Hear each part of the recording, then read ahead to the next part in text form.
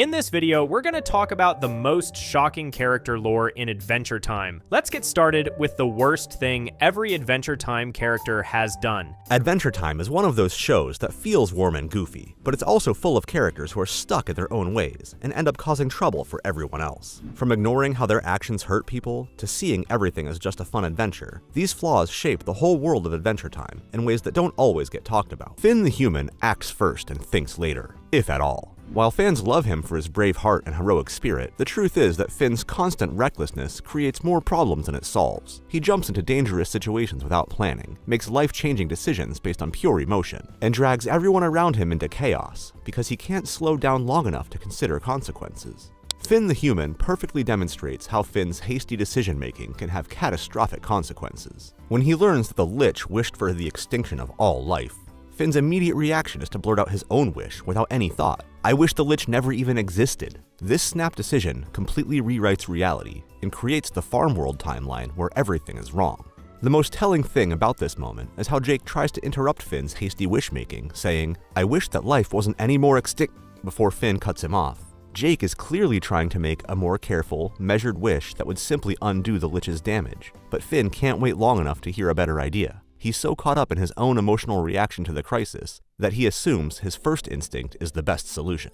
Finn's reckless wish creates a world where his family is terrorized by gangs, magic is seen as fake, and Marceline is forced to guard a dangerous crown for centuries. None of these problems existed before, but because Finn didn't think about the consequences, he created a whole new reality of suffering and danger. In this new world, even the other Finn makes the same mistake by quickly putting on the Ice King's crown to save his family, ignoring Marceline's warnings about how dangerous it is. The episode shows how Finn's snap judgments don't just affect him, they impact entire realities and everyone living in them. Farmworld Finn's family is in danger because of choices the original Finn made without thinking about the bigger picture. Finn's quick decisions keep having big consequences that hurt other people throughout the series. What makes Finn's recklessness particularly frustrating in this episode is that he had time to think. He wasn't under immediate physical threat when he made his wish. He was safe in Prismo's time room, but Finn's emotional reaction to learning about the Lich's wish made him feel like he had to act immediately, even though careful consideration would have been much more appropriate for such a momentous decision.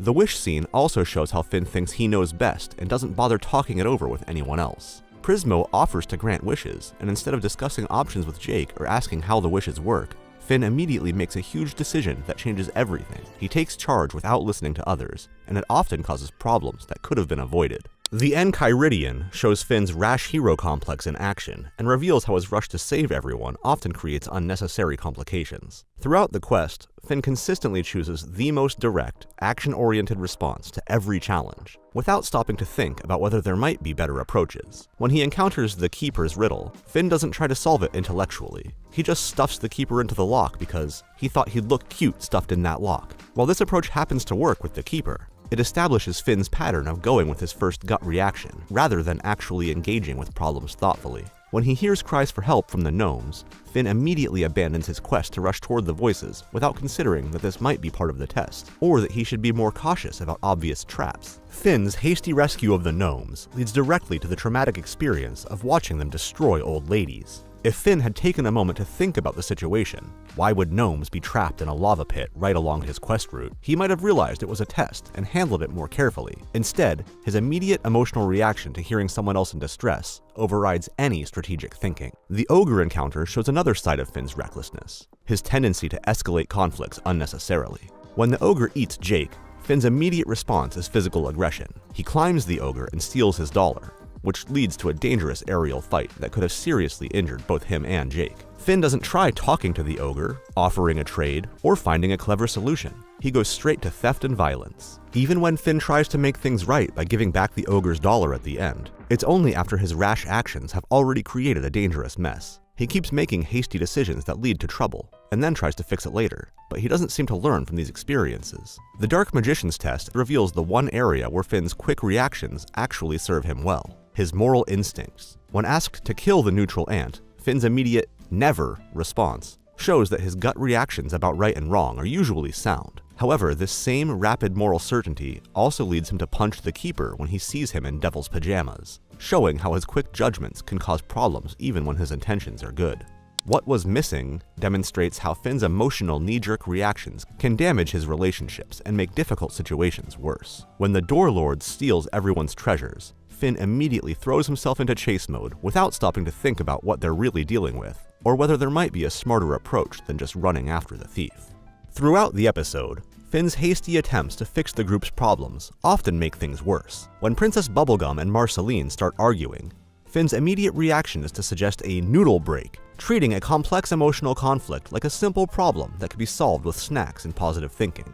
His well-meaning but simplistic approach shows that he doesn't understand the deeper issues between his friends. Finn's recklessness really shows when Marceline begins singing, "I'm just your problem." Instead of recognizing that this is a moment requiring emotional sensitivity and careful listening, Finn gets excited about the door responding to the music and starts coaching everyone to keep playing. He's so focused on the immediate goal of opening the door that he completely misses the emotional significance of what Marceline is revealing about her feelings. When the group starts falling apart, Finn's knee-jerk response is to give a speech about friendship and start singing, "My best friends in the world." While this ultimately works to reunite the group, it's more luck than strategy. Finn doesn't address any of the underlying issues between Princess Bubblegum and Marceline. He just applies emotional pressure for everyone to get along, because that's what he wants. The episode shows how Finn's rapid-fire optimism, while often well-intentioned, could be insensitive to other people's real emotional needs. He wants everyone to be happy and get along, so he pushes for solutions that make him feel better rather than taking the time to understand what his friends actually need from him. His approach treats symptoms rather than addressing root causes. Finn's quick-fix mentality also shows up in how he handles the Door Lord situation. Instead of trying to understand why the Door Lord is stealing things, or what the real lesson might be, Finn focuses entirely on getting their stuff back and opening the door. He misses the deeper meaning until it's explicitly spelled out for him at the end. Finn's reckless behavior particularly impacts his relationships because it makes him unreliable in situations that require patience and emotional intelligence. In Finn the Human, his hasty wish-making creates problems that other people have to live with. In the Enchiridion, his rush to be heroic puts him in unnecessary danger that could leave his friends without his help. In What Was Missing, his focus on quick fixes prevents him from providing real emotional support. Other characters often have to compensate for Finn's snap decision-making, which puts unfair pressure on them to be the responsible ones. Jake frequently serves as Finn's voice of reason, trying to slow him down or suggest alternatives to his more reckless ideas. Princess Bubblegum and Marceline have to deal with the emotional fallout when Finn's attempts to help don't address their actual problems. Finn's reactionary nature also limits his growth as a hero and as a person. Because he relies so heavily on gut reactions and immediate action, he doesn't develop the patience and analytical skills that would make him more effective in complex situations. He keeps making the same types of mistakes because he doesn't slow down long enough to learn from his experiences. The pattern becomes particularly problematic as Finn faces increasingly complex moral and emotional situations. His black and white thinking and immediate action approach work fine for simple save the princess scenarios, but they become inadequate when dealing with nuanced interpersonal conflicts, or situations where the right answer isn't immediately obvious. Finn's rash heroism also teaches him unhealthy patterns about problem solving. He learns to trust his first instincts and immediate emotional reactions, rather than develop critical thinking skills or learning to seek advice from others. This makes him overconfident in situations where caution and consultation would be much more appropriate. His tendency to act without thinking also means he often misses important information that could help him make better decisions. In the Enchiridion, he doesn't pay attention to the Keeper's warnings about the trials ahead. In What Was Missing, he doesn't pick up on the emotional subtext of what's happening between his friends. Finn's hasty nature creates a cycle where his good intentions lead to problems, which then require more heroic action to fix, which often creates new problems. This keeps him busy and feeling useful, but it doesn't actually make him more effective or help him develop better judgment over time. The most frustrating aspect of Finn's recklessness is how it often undermines his genuine desire to help people. He has a good heart and really wants to make things better, but his inability to think things through means his help sometimes causes more harm than good. His quick emotional reactions, while coming from a place of caring, don't always match what the situation actually requires. What makes Finn's reactionary behavior particularly problematic is how it affects his ability to handle increasingly complex challenges. Early in the series, his simple approach works because the situations are straightforward. But as he faces more complicated moral dilemmas and relationship issues, his rush-to-action approach becomes less effective and sometimes harmful. Until Finn learns to balance his heroic instincts with patience and planning, he'll continue creating problems while trying to solve them. Finn's quick decisions cause trouble, and things only get worse when Jake's laziness and lack of effort make everything harder. Jake the dog is the ultimate slacker who treats life like one big chill session. While fans love him for his laid-back attitude and funny one-liners, the truth is that Jake's constant laziness and avoidance of responsibility consistently creates problems for everyone around him. He'd rather take a nap, play video games, or make jokes than deal with serious situations that require actual effort or emotional maturity. This is selfish behavior that forces other people to pick up his slack while he coasts through life without consequences. Burning Low shows Jake's lazy approach to serious situations and his complete failure to take responsibility when it matters most. When Princess Bubblegum desperately tries to explain why Finn can't be with Flame Princess, Jake literally falls asleep during her explanation because he finds it boring. This is actively choosing to tune out important information because paying attention requires effort he doesn't want to make. Jake's decision to sleep through Princess Bubblegum's warning about Flame Princess's dangerous elemental matrix shows his fundamental approach to problems. If it's not immediately entertaining or easy to understand, he simply checks out. Princess Bubblegum is trying to prevent a potential world-ending disaster, but Jake can't be bothered to stay awake long enough to understand the stakes. His laziness literally puts the entire planet at risk because he refuses to engage with information that might require him to take action. When Jake does wake up, he completely misinterprets the situation because he missed all the crucial context. Instead of asking Princess Bubblegum to repeat her explanation or admitting he wasn't paying attention, Jake jumps to the lazy conclusion that she's just jealous of Finn and Flame Princess. This assumption requires zero effort on his part and conveniently means he doesn't have to think about complex magical science or take any responsibility for helping solve the problem.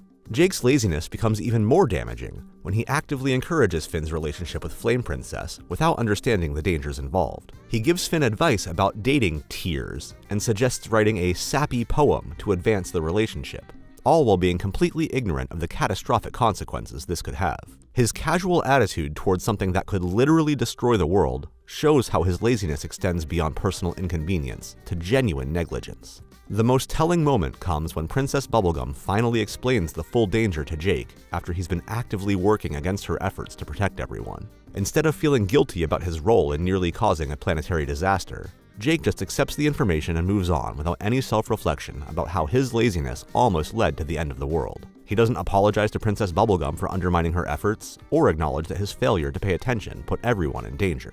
Jake's lazy approach also hurts Finn, who trusts his advice about relationships. Because Jake couldn't be bothered to understand the real situation, he gives Finn guidance that nearly kills him and could have destroyed everything Finn cares about. When Finn gets seriously burned from kissing Flame Princess, Jake shows concern, but he doesn't seem to grasp that his own negligence contributed to the disaster. Jake the dad reveals how Jake's laziness affects his ability to be a responsible parent, and shows his pattern of avoiding difficult situations even when they involve his own children. When Jake becomes a father to 5 puppies, his first instinct is to rely entirely on his mother's automated holo message system, because actually thinking about parenting seems too hard. Jake's decision to follow the holo manual blindly, instead of using his own judgment, shows his fundamental approach to responsibility. Find the easiest possible solution that requires the least effort on his part. He doesn't want to think about what his children actually need or develop his own parenting style. He just wants to follow instructions so he doesn't have to make difficult decisions or deal with uncertainty. When Jake panics about the puppies not moving and the holo message tells him that they might be dead, his response shows how his laziness has left him completely unprepared for real parenting challenges. Instead of using common sense to realize that sleeping puppies are normal, Jake freaks out because he hasn't bothered to learn anything about child development or animal behavior. His total reliance on the manual means he has no foundation of knowledge to fall back on when the manual gives unhelpful or alarming advice. Jake's laziness also shows up in how he handles the puppy's desire to explore and play. Instead of engaging with them actively or thinking about age-appropriate activities, Jake puts them on leashes and tells them to not do anything so they can all take a nap. This approach treats parenting like an inconvenience to be managed, rather than an opportunity to guide and nurture his children's development. When Jake falls asleep during their walk and the puppies escape to have fun on their own, it reveals how his laziness creates the very problems he's trying to avoid. If Jake had been actively engaged with his children instead of looking for ways to minimize his effort, he could have supervised their play safely, instead of having to frantically chase them around when they inevitably get into trouble. The most damaging aspect of Jake's lazy parenting is how it teaches his children that they can't rely on him to be present and engaged. When the foxes threaten Jake and the puppies have to save him, it shows how his failure to take responsibility has reversed the parent-child dynamic. The children are taking care of the parent instead of the other way around, which puts unfair pressure on them and undermines Jake's authority as a father figure. Jake only realizes that the manual's a bunch of junk when his daughter, Jake Jr., tells him so. He doesn't figure it out through his own experience or reflection. He needs a child to point out that he's been approaching parenting all wrong. His laziness keeps him from developing wisdom or learning from his mistakes because he's not putting in the mental effort to grow. Even Jake's decision to move back to the tree fort at the end of the episode reflects his lazy approach to responsibility. Instead of staying engaged with his children as they grow and change, Jake decides they don't really need him around and returns to his easier, more comfortable life with Finn. While he frames this as the puppies being able to take care of themselves, it's really Jake taking the path of least resistance, rather than adapting to his new role as a father. My Two Favorite People demonstrates Jake's lazy approach to relationship problems and his tendency to look for quick fixes rather than addressing underlying issues. When Jake realizes he's missing out on time with either Finn or Lady Rainicorn depending on who he's with, his solution is to get them to hang out together so he doesn't have to make any effort to balance his relationships. Jake's plan to get Finn and Lady Rainicorn to become friends seems considerate on the surface, but it's really just him trying to avoid the work of maintaining separate relationships. Instead of spending quality time with each of them individually, or having honest conversations about scheduling, Jake wants to create a situation where all his social needs are met simultaneously, with minimal effort on his part. When the language barrier creates problems between Finn and Lady Rainicorn, Jake's response shows his lazy approach to problem solving. Instead of helping them find ways to connect despite the communication issue, or serving as a patient translator, Jake decides they need a universal translator device. This technological solution appeals to Jake because it removes the need for him to actively facilitate their interactions. The dangerous quest to retrieve the translator from Lake Zelazan shows how Jake's laziness often leads to unnecessarily complicated solutions. Rather than working with the natural dynamics between Finn and Lady Rainicorn, or helping them find common ground through shared activities, Jake creates an elaborate adventure that puts everyone at risk just to avoid the ongoing effort of helping them communicate. Jake's problems get worse when the translator gives Lady Rainicorn an old man voice that makes her interactions with Finn weird and uncomfortable. Instead of recognizing that this technological fix has created new problems, Jake just accepts the awkwardness because addressing it would require him to think of better solutions. His laziness traps him in a situation that's worse than the original problem. When Finn and Lady Rainicorn start bonding without Jake and he feels left out, his response reveals the selfish motivation behind his original plan. Jake didn't really want his two favorite people to become friends for their benefit. He wanted them to get along so he could spend time with them both simultaneously. When they develop an independent friendship that doesn't center around him, Jake gets jealous and sabotages their relationship by bringing in Tiffany. Jake's decision to make Finn and Lady Rainicorn jealous by hanging out with Tiffany shows his lazy approach to conflict resolution. Instead of talking to them about feeling left out or finding healthy ways to approach his jealousy, Jake creates drama and manipulates the situation to get attention. This approach requires less emotional vulnerability than honest communication, but creates much bigger problems for everyone involved. Jake's laziness particularly impacts Finn, who often has to compensate for Jake's lack of engagement and responsibility. In Burning Low, Finn doesn't get the guidance he needs about his relationship with Flame Princess because Jake can't be bothered to pay attention to important information. In Jake the Dad, Finn has to adjust to Jake essentially abandoning their friendship for family responsibilities, then abandoning those responsibilities to return to their old dynamic. Other characters also suffer from Jake's lazy approach to relationships and responsibilities. Princess Bubblegum's efforts to prevent disaster in Burning Low are undermined by Jake's refusal to take her seriously. Lady Rainicorn has to deal with Jake's jealousy and manipulation in My Two Favorite People because he's too lazy to communicate his feelings honestly. Jake's children in Jake the Dad don't get the engaged, thoughtful parenting they deserve because Jake takes shortcuts and relies on automated advice. Jake's laziness also limits his own growth and development as a character because he consistently looks for the easiest solutions and avoids difficult emotional work. He doesn't develop better skills for handling complex situations. His patterns of avoidance and quick fixes prevent him from learning from his mistakes or becoming more capable of handling adult responsibilities. The most frustrating aspect of Jake's laziness is how it's often disguised as being laid back or easygoing. While these can be positive qualities, Jake's version involves actively avoiding responsibility and effort, even when the stakes are high. His relaxed attitude becomes harmful when it prevents him from engaging with serious problems that require his attention and action. Jake's lazy approach to problem solving also creates a cycle where small issues become bigger problems because he doesn't address them early. His failure to pay attention in Burning Low turns a manageable situation into a near catastrophe. His shortcuts in parenting in Jake the Dad create unnecessary stress and danger for his family. His avoidance of honest communication in My Two Favorite People leads to jealousy and relationship drama. What makes Jake's laziness particularly problematic is how it affects people who depend on him. Finn looks to Jake as an older brother figure and trusted advisor, but Jake's disengagement means Finn often doesn't get the support he needs. Jake's children need an involved, thoughtful father, but his lazy approach to parenting leaves them essentially raising themselves. Lady Rainicorn deserves a partner who will work through relationship challenges with her, but Jake's shortcuts and avoidance create more problems than they solve. Until Jake learns to embrace responsibility and put in genuine effort when the situations require it, he'll continue to let down the people who matter most to him. His natural, easygoing personality could be a real strength if he learned to balance it with engagement and accountability, but his current approach of avoiding anything that requires sustained effort or emotional maturity makes him unreliable when people need him most. Jake's laziness makes everyone else fix his messes, and now we see how Princess Bubblegum treats people like they're just tools to get what she wants. Princess Bubblegum treats people like chess pieces instead of living beings, while fans often admire her intelligence and dedication to protecting the Candy Kingdom. The truth is that Princess Bubblegum's cold calculation and ruthless pursuit of control consistently hurt the people around her. She makes harsh decisions without considering the emotional costs to others, manipulates situations to get what she wants, and shows little genuine warmth even to her closest friends. The Vault reveals Princess Bubblegum's capacity for ruthless, long-term thinking, and her willingness to let people suffer for what she believes serves a larger purpose. The episode shows through Finn's past life as Shoko that Princess Bubblegum has been making cold, calculated decisions for centuries. When she befriends Shoko and gives her a mechanical arm as a gift, it seems like a genuine kindness, but the larger context reveals a more complex and troubling pattern. Princess Bubblegum's decision to create the Gumball Guardians using her amulet shows her willingness to put security systems over personal relationships. She doesn't hesitate to create powerful weapons that could harm people, including someone like Shoko who has helped her.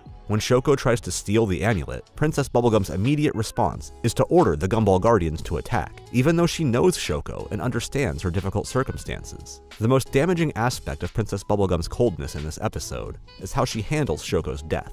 When Shoko falls into the toxic waste, and the Gumball Guardian's hand gets burned trying to save her, Princess Bubblegum simply tells the Guardian to take a break for the night and walks away. She doesn't try to find another way to save Shoko, doesn't mourn her loss, and doesn't seem to feel responsible for creating the situation that led to her death. Princess Bubblegum's reaction to Shoko's death shows her basic approach to relationships. People are expendable if saving them would interfere with her larger goals. She created a security system knowing it would be dangerous, activated it knowing it could hurt people, and when it resulted in someone's death, she simply accepted it as a necessary cost. Her ability to compartmentalize emotions and move on from tragedy without processing the human cost shows a deeply cold and calculating nature. The episode also reveals that Princess Bubblegum has been lying about her age for centuries, presenting herself as a teenager when she's actually ancient. This deception shows her willingness to manipulate even basic facts about herself to maintain control over how others perceive her. She's been calculating and controlling relationships for hundreds of years, using false information to shape how people interact with her.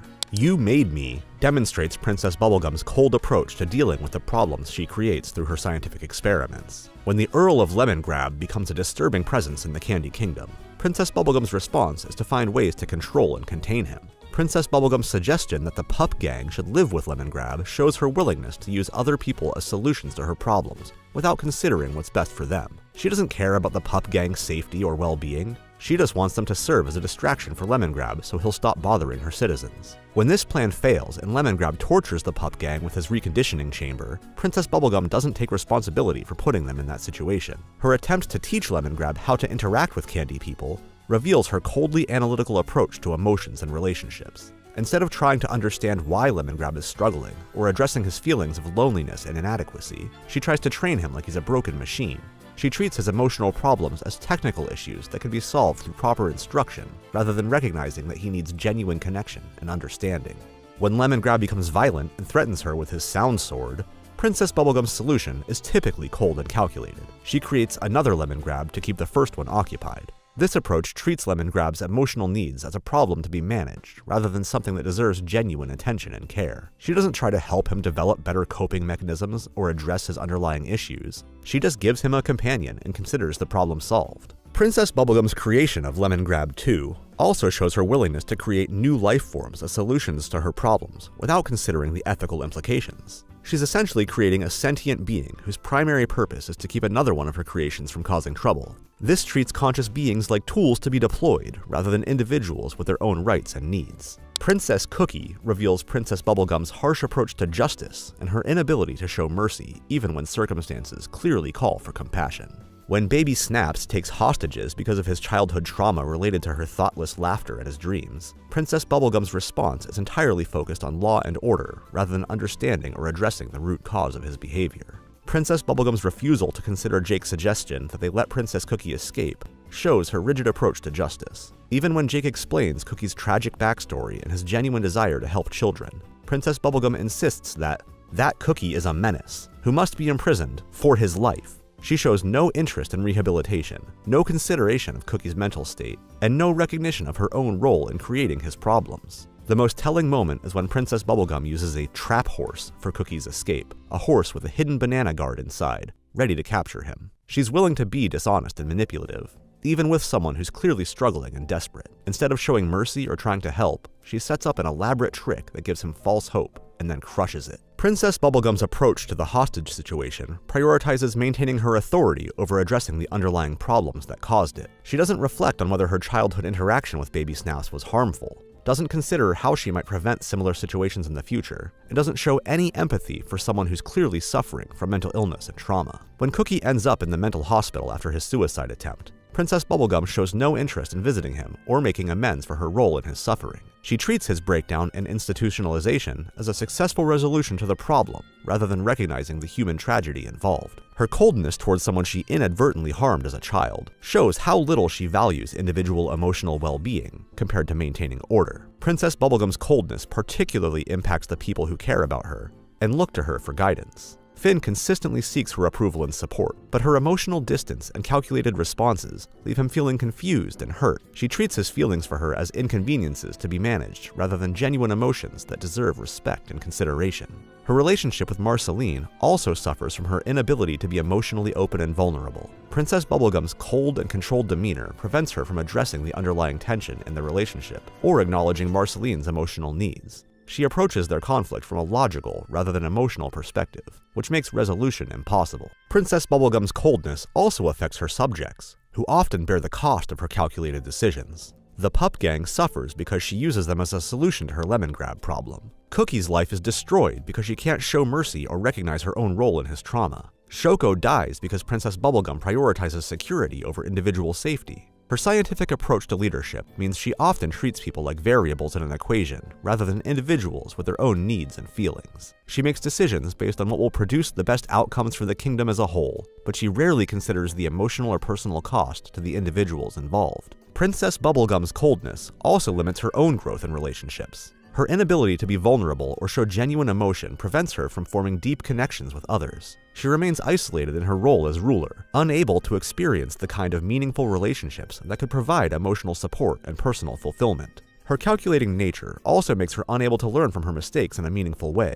When her actions hurt people, she doesn't engage with the emotional reality of that harm. She just adjusts her strategies to be more effective next time. This means she continues to repeat patterns of coldness and manipulation because she never fully understands their human cost. The most frustrating aspect of Princess Bubblegum's coldness is how it's often disguised as wisdom or necessity. She frames her harsh decisions as being for the greater good, but this justification allows her to avoid taking responsibility for the individual harm she causes. Her intelligence and position of authority make people accept her coldness as the price of effective leadership. Princess Bubblegum's ruthless approach to problems often creates new problems that could have been avoided with more empathy and emotional intelligence. Cookie's breakdown, Lemongrab's violence, and Shoko's death all stem partly from Princess Bubblegum's inability to address emotional needs and human complexity with genuine care and understanding. Her pattern of treating people as means to an end rather than individuals worthy of consideration creates a cycle where her subjects either become dependent on her approval or rebel against her authority. She doesn't inspire genuine loyalty based on trust and respect. She maintains control through manipulation and calculated responses that keep people off balance. What makes Princess Bubblegum's coldness particularly damaging is how it affects the people who are already vulnerable.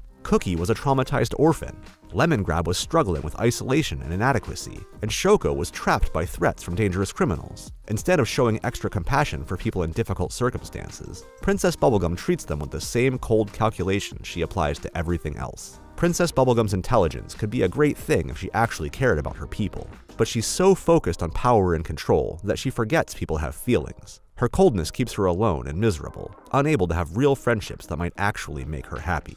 Princess Bubblegum's cold ways leave people feeling used and empty, while Marceline's refusal to open up just pushes everyone away who tries to care about her.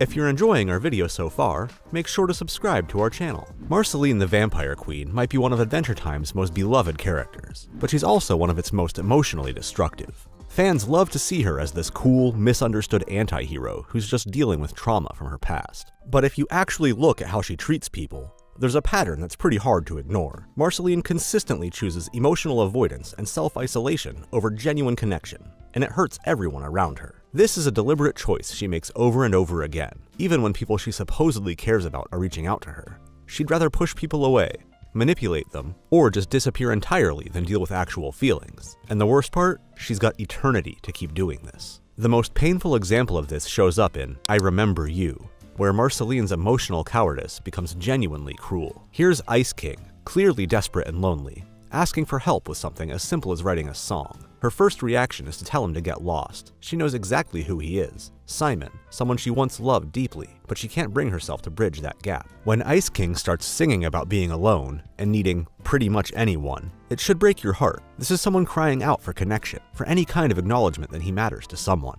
And Marceline just sits there, visibly uncomfortable, unable to do anything but call him an annoying, pitiful old man. She admits she's glad to see him, but then immediately undermines it with insults. The really messed up part happens when Ice King finds those old photos and notes from when he was Simon. These are his own words, expressing his fear of losing himself and losing Marceline as the crown transforms his mind. Instead of helping him understand what this means, Marceline makes him sing these words back to her like it's some kind of performance. She's literally forcing him to perform his own tragedy while he has no idea what he's singing about. Think about how twisted that is. She could help him remember, or at least help him understand why these words matter. Instead, she uses his confusion for her own emotional needs, getting to hear Simon's voice and words without having to deal with the reality of who he's become. It's selfish and cruel, and it leaves Ice King even more confused than before. This pattern shows up right before her first appearance in Evicted.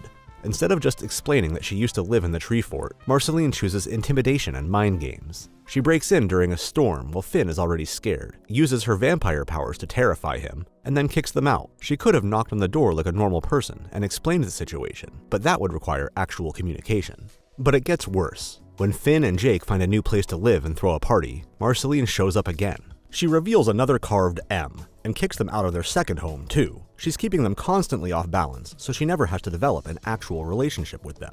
The message is clear. She'd rather be feared than known. Fear is simple and keeps people at a safe distance. Friendship is messy and requires vulnerability. So when Finn finally stands up to her, instead of respecting his courage or engaging honestly, she escalates to violence. She turns into a giant bat and tries to hurt him, only backing down when he actually manages to hurt her back. Even her gift of returning their home feels more like a power play than genuine kindness. She frames it as her being generous rather than acknowledging that maybe they had a right to be upset about being kicked out, twice. Sky Witch shows how this emotional avoidance forces others to make sacrifices for her. Marceline desperately wants to get Hambo back, clearly one of her most precious possessions, but she can't bring herself to be honest about why it matters. Instead, she lies to Princess Bubblegum, claiming she just wants to hang out when she really needs help with what's obviously an emotional emergency. When Princess Bubblegum dismisses Hambo as just a doll, Marceline's response is telling. Instead of explaining that this toy represents her connection to Simon, her childhood, everything she lost in the apocalypse, she threatens violence. She makes airplane noises while moving her fist towards Bubblegum's face. She'd rather intimidate someone into helping her than admit she's vulnerable. This is especially frustrating because Princess Bubblegum clearly cares about Marceline. There's a photo of them together in Bubblegum's closet, and she sleeps in that rock shirt Marceline gave her. She would have helped regardless if Marceline had just been honest, but Marceline can't do it. She can't say, "This matters to me," or "I'm hurting," or "I need help." The tragedy here is that Marceline's emotional unavailability forces Princess Bubblegum to figure everything out herself and then make a huge sacrifice. Because Marceline won't explain why Hambo is important, Bubblegum has to trade away her own most treasured possession, that same rock shirt, to get it back. Marceline's inability to be emotionally honest literally costs someone she cares about their most precious keepsake. And how does Marceline respond to this incredible sacrifice? She doesn't. This episode ends without her ever acknowledging what Princess Bubblegum gave up for her, because that would require the kind of emotional vulnerability and gratitude that Marceline consistently avoids. The damage this causes goes beyond just hurt feelings. Simon/Ice King suffers because Marceline won't help him understand their connection. Every interaction leaves him more confused and isolated because she can't bridge the gap between who he was and who he's become. Her anger might be understandable, but it doesn't help anyone. Finn and Jake learn to see Marceline as someone unpredictable and dangerous rather than a potential friend. Her games and manipulation teach them to be wary instead of open. This sets up future interactions based on caution and fear rather than trust. Princess Bubblegum gets the worst of it. Despite clearly loving Marceline, she's forced to navigate around Marceline's emotional walls through guesswork and sacrifice. The relationship becomes one-sided, with Bubblegum doing all the emotional work while Marceline takes without giving back. What makes this especially frustrating is that Marceline is immortal. Most people are eventually forced to confront their emotional issues because life doesn't give them a choice, but Marceline can literally fly away from any uncomfortable situation. She can intimidate people into leaving her alone. She can outlive any temporary discomfort. Her powers enable her avoidance in ways that make change less likely. This means her emotional stagnation is potentially eternal. While other Adventure Time characters grow and develop, Marceline remains stuck in the same defensive patterns. She's had centuries to work on this stuff, and she's chosen not to. A lot of fans defend Marceline by pointing to her traumatic past. Losing Simon, surviving the apocalypse, dealing with centuries of loss. These are real traumas that explain her emotional walls. But understanding why someone behaves badly doesn't excuse the impact of that behavior on others. The uncomfortable truth is that Marceline's trauma has become a justification for ongoing emotional cruelty. She repeatedly hurts people who care about her, not because she can't do better, but because it's easier than facing her own pain. This makes her sympathetic, but it doesn't make her innocent. Consider how different these episodes could have been if Marceline had chosen honesty over avoidance. She could have helped Simon understand their connection instead of using his confusion for her own needs. She could have approached Finn and Jake as potential friends instead of targets for manipulation. She could have trusted Princess Bubblegum with the truth about why Hambo mattered. In every case, emotional honesty would have led to better outcomes for everyone. The fact that Marceline consistently chooses the path that's easier for her, but harder for everyone else, reveals something troubling about her priorities. Marceline is a victim of her own choices. She has people who genuinely care about her, but she can't bring herself to care back in any meaningful way. Her suffering is largely self-imposed, which makes it harder to sympathize with rather than easier. The real tragedy is that she has the power to change, to reach out, to be honest about her needs and feelings. And she chooses not to. She's built a prison of emotional avoidance around herself, and unlike her vampirism, this curse is entirely of her own making. She could open the door anytime she wants, but she'd rather stay locked inside than risk getting hurt again. That might make for compelling television, but it also makes Marceline one of Adventure Time's most frustrating characters. Her coolness is really just another word for emotional cowardice, and everyone around her pays the price for it. Marceline's emotional walls hurt those around her, but Ice King's selfishness takes it even further, causing real damage to everyone he encounters. Ice King, Simon Petrikov. Ice King might seem like a harmless, bumbling villain who just wants friends, but that's exactly the problem. He wants friends so badly that he's become completely selfish about it. He can't see how his actions hurt people because he's too busy thinking about what he wants. While fans feel sorry for him because of his sad backstory as Simon, the truth is that Ice King puts his own needs above everyone else's safety and feelings, and he causes real damage because of it. Ice King literally can't see other people as real human beings with their own lives and problems. Whether he's kidnapping princesses, forcing Finn and Jake to be his friends, or spreading disease because he wants to show off, Ice King always puts what he wants first. The crown might have messed up his brain, but it also brought out the worst parts of who he could be. You can see this most clearly in What Have You Done?, where Ice King creates a plague that makes everyone sick, then refuses to help fix it. The episode starts with Ice King showing off by making snow fall from his beard. He wants to impress Princess Bubblegum, so he just does it without asking if she wants to see it or thinking about what might happen. When the snow turns out to be infected and gives everyone freezer burn flu, Ice King's reaction tells you everything about his character. Princess Bubblegum comes to him desperate for help. She explains that people are sick because of what he did. She even brings recording equipment to show this is serious. But Ice King is so wrapped up in his own fantasy that he thinks she's trying to hit on him. Think about how messed up that is. An entire kingdom is suffering because of something he did, and all he cares about is whether Princess Bubblegum might finally like him. He doesn't ask about the sick people, he doesn't feel bad about what happened, he doesn't even understand there's a real problem. When she begs him for help in the name of common decency, he basically says, "So you want to date me?" Ice King can't process information unless it's about him. The sick candy people might as well not exist because they don't matter to his romantic fantasies. Even when people are literally dying from something he caused, he only cares about what it means for his love life. Later in the episode, when Finn tricks him into howling by pretending to be dead, you see even more of Ice King's selfishness. He cries dramatically over Finn's body and acts like losing his friend is the worst thing ever, but the second he thinks Finn is actually dead, he tells Gunter to throw away the carcass. No grief, no sadness, no wondering what went wrong. Once Finn stops being useful for making Ice King feel good about having a friend, he becomes trash. Simon and Marcy makes Ice King's selfishness even worse because it shows us what he used to be like. The flashback shows Simon as genuinely caring and selfless. He puts on the crown even though he knows it will mess up his head, because he has to protect little Marceline. He spends all his energy making her laugh, finding her food, keeping her happy, even while he's slowly losing his mind. But here's what makes this so sad. The crown didn't just erase Simon's memories, it flipped his whole personality. Simon was selfless, Ice King is selfish. Simon protected people, Ice King hurts them. Simon put Marceline first. Ice King puts himself first no matter what. The episode ends with Marceline telling this story to Finn and Jake while Ice King plays basketball with them.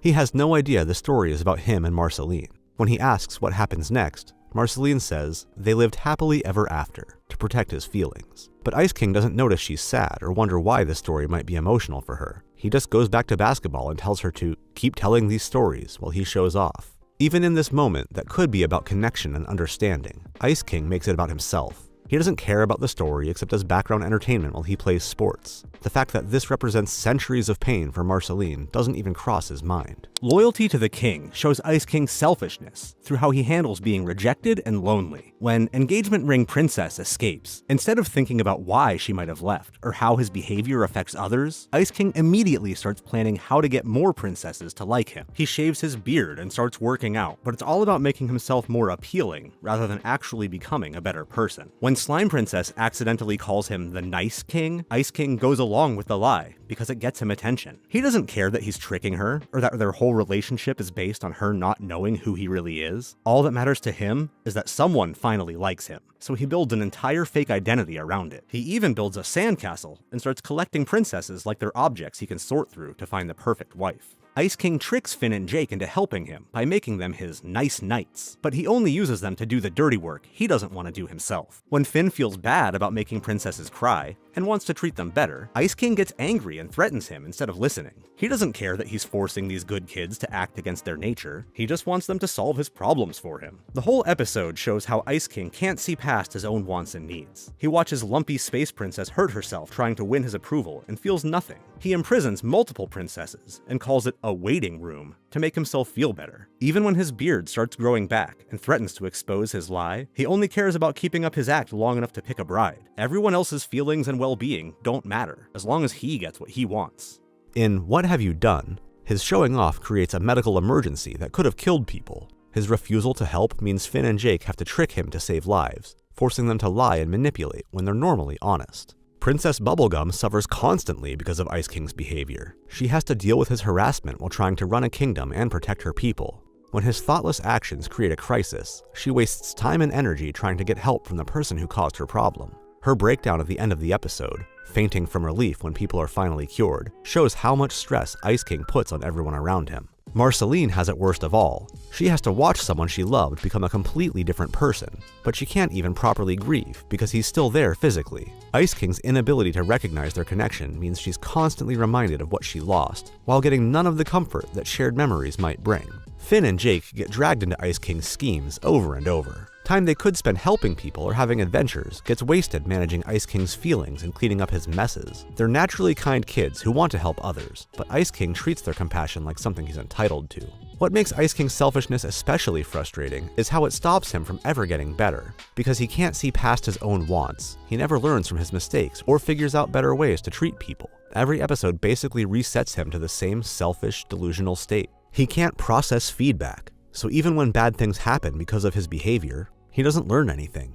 When Princess Bubblegum rejects him, he doesn't think maybe his approach is wrong. He assumes she's playing hard to get. When Finn and Jake avoid him, he doesn't wonder if his behavior is the problem. He just comes up with more elaborate ways to force their attention. This creates a character who never changes and whose presence in other people's lives is purely negative. Unlike other Adventure Time characters who grow over time, Ice King stays trapped in the same patterns, making the same mistakes and causing the same harm. The crown definitely caused Ice King's condition, but that doesn't excuse his current behavior. The crown might have started his transformation, but right now, Ice King makes choices about how to treat people. He chooses to put his emotional needs first. He chooses to interpret everything through the lens of what he wants instead of trying to understand what others need. Looking at Simon versus Ice King actually proves this point. Simon fought against the Crown's influence as long as he could, trying to stay himself for Marceline's sake. Ice King seems to have given up completely, using his condition as an excuse for behavior that would be unacceptable from anyone else. The really sad irony is that Ice King's selfishness prevents him from getting what he claims to want most: real friendship. His inability to think about what other people want makes it impossible for anyone to actually enjoy his company. He could potentially have genuine relationships with people like Finn and Jake, who are naturally kind and want to help others, but his selfish approach drives them away. If Ice King could learn to think about what others want instead of just what he wants, he might actually get some of what he's looking for, but his delusional thinking makes this impossible. He's built a fantasy world where only his desires matter, and he gets angry when reality doesn't cooperate. Ice King represents something really uncomfortable about human nature: how self-centeredness can become so complete that it destroys our inability to connect with others. His condition might be magical, but his selfishness feels recognizably human. He's not evil like a traditional villain, but his thoughtlessness makes him almost more destructive because he's not trying to hurt people. He just doesn't care if he does. The Crown might have taken away Simon's memories and changed how he looks, but it seems to have revealed something that was always potentially there: the human ability to become completely self-absorbed. Ice King is what happens when someone gets so focused on their own emotional needs that everyone else just becomes objects to be used. It's both fantastical and uncomfortably believable. Ice King will probably never change because change requires being able to see yourself clearly and care about how you affect others. As long as he's trapped in his own head, thinking only about what he wants and needs, he'll keep hurting people around him while wondering why nobody wants to be his friend. He's become his own worst enemy, but he's too selfish to realize it. Ice King's selfishness harms others, while BMO's focus on itself makes everyone else just part of its own adventure. BMO might be Adventure Time's most adorable character, but there's something weird about how they see the world. Everyone thinks BMO is just innocent and fun, but if you actually watch how they act, BMO treats everyone else like they're just there to make BMO's life more interesting. They can't see past their own wants and ideas, and it causes real problems for the people who care about them. BMO just can't think about anyone except themselves. Whether they're playing detective, going on adventures, or dealing with serious problems, BMO only cares about how things affect their story. Everyone else gets turned into background characters for BMO's entertainment. You can see this clearly in BMO Noir, where BMO turns Finn's missing sock into some big dramatic mystery instead of just helping find it. When Finn and Jake get into an argument about the sock, BMO doesn't try to help them work it out or even look for the sock normally. Instead, they immediately decide this is perfect material for their detective fantasy. BMO creates this whole imaginary world with suspects and love triangles using pets around the house. They interrogate Ronnie the mouse, have fake conversations with Lorraine the chicken, and even imagine someone getting murdered. But none of this has anything to do with actually finding Finn's sock or helping solve the real problem. While BMO is playing detective and having fun with their noir story, Finn is genuinely upset about his missing sock. Finn and Jake are fighting, and BMO could actually help by looking for the sock or trying to calm things down. Instead, BMO uses their friend's fight as entertainment. The really messed up part is how the episode ends. BMO solves the case by finding the sock in Finn's pillow, meaning they could have found it right away if they just looked instead of playing around. Finn and Jake are happy the sock is found, but they don't know that BMO wasted time on made-up drama while they were actually fighting. BMO gets praised for solving the case, when really they just delayed finding a simple solution so they could have more fun. BMO Lost shows how selfish BMO gets even when they're in real danger. When the eagle takes BMO far from home, they should be scared and focused on getting back safely. Instead, BMO immediately starts treating the whole thing like an adventure story where they're the hero. BMO meets Bubble, who's been lost and alone for a long time. This should be a moment where they help each other and bond over being in the same situation. But BMO can't relate to Bubble as another lost person. They immediately start bragging about how their friends Finn and Jake will fix everything. BMO acts like they're the important one with connections, while Bubble is just a sidekick. When they find the baby, BMO's reaction is even worse. Instead of worrying about a lost child in the wilderness, BMO gets excited about having another character for their adventure. They start calling the baby Ricky, even though Bubble suggests Sparkle, because BMO needs to control everything. BMO drags this baby through dangerous situations, not because they have a plan to help her, but because having a baby makes their story more exciting. The bridge scene is really disturbing. When they hear scary noises and need to cross a dangerous bridge, BMO sends the baby first to see if it's safe. They act like this makes sense, but really BMO is just putting a helpless kid in danger to protect themselves. They treat the baby like he's expendable. When the baby falls off the bridge, BMO jumps after him, which seems brave. But even this is more about BMO wanting to feel like a hero than actually caring. Throughout the rescue, BMO keeps talking about their bravery and treating the situation like an exciting story instead of a real emergency where someone could die. The worst part comes when they find the baby's mother. BMO fights to keep the baby, saying he's Ricky and refusing to let him go even when his real mother shows up. BMO has gotten so attached to their version of the story, where they're protecting this baby, that they can't accept reality. The mother has to physically pull her child away while BMO tries to keep him. She tells BMO they should be ashamed, and she's right. Be More shows how deep BMO's selfishness goes when they're dealing with what should be a life-threatening crisis. BMO deletes their own system and starts breaking down, which should be terrifying. But instead of being scared or focused on getting help, BMO treats this like another fun adventure. When BMO explains that they need to go to the Mo factory, they focus on how dramatic everything is. They were born there. Only Mo's are allowed. Damaged Mo's get their memories erased. BMO talks about this like they're setting up an exciting heist movie instead of explaining a medical emergency. They even seem excited about the danger, saying their memories will vanish like tears in the oven.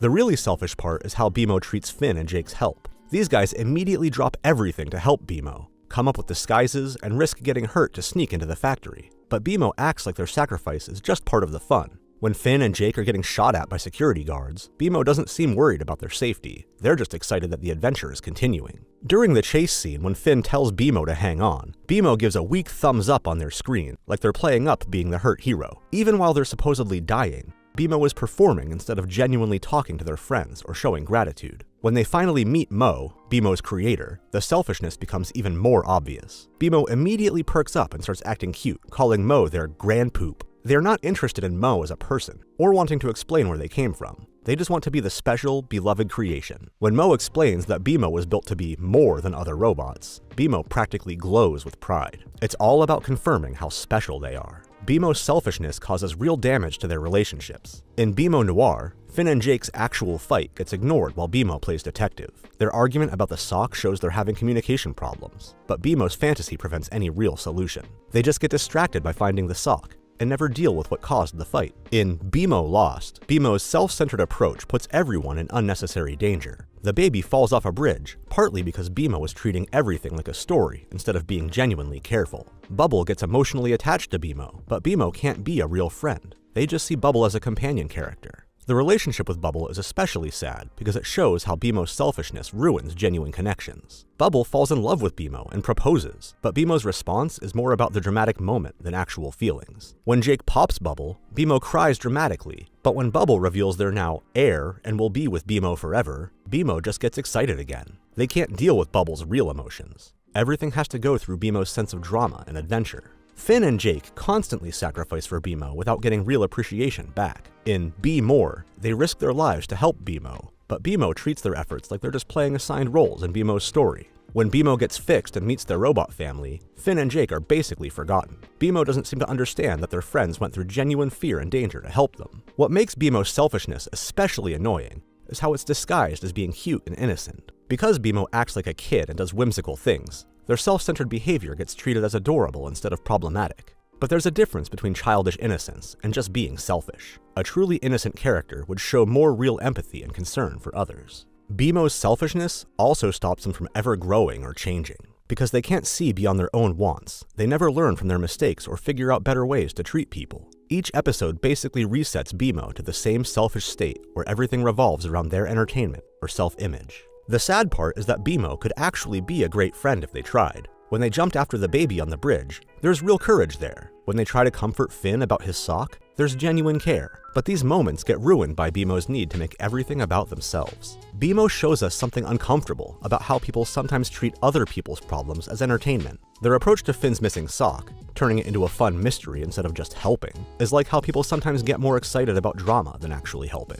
Their treatment of the baby as an adventure buddy instead of a lost child shows how we sometimes see others as characters in our story instead of real people with their own needs. What's really disturbing about BMO is how their selfishness looks like creativity and imagination. BMO's elaborate fantasies and role-playing seem charming, but they're really ways of avoiding genuine engagement with reality. Instead of dealing with the real world and actual relationships, BMO escapes into stories where they're always the star. This makes BMO more annoying than characters who are obviously selfish. At least with someone like Ice King, you can see the selfishness clearly. With BMO, their narcissism is wrapped up in cute packaging that makes it easy to miss how harmful it actually is. BMO never grows or changes, which makes them a character who often makes things worse instead of better.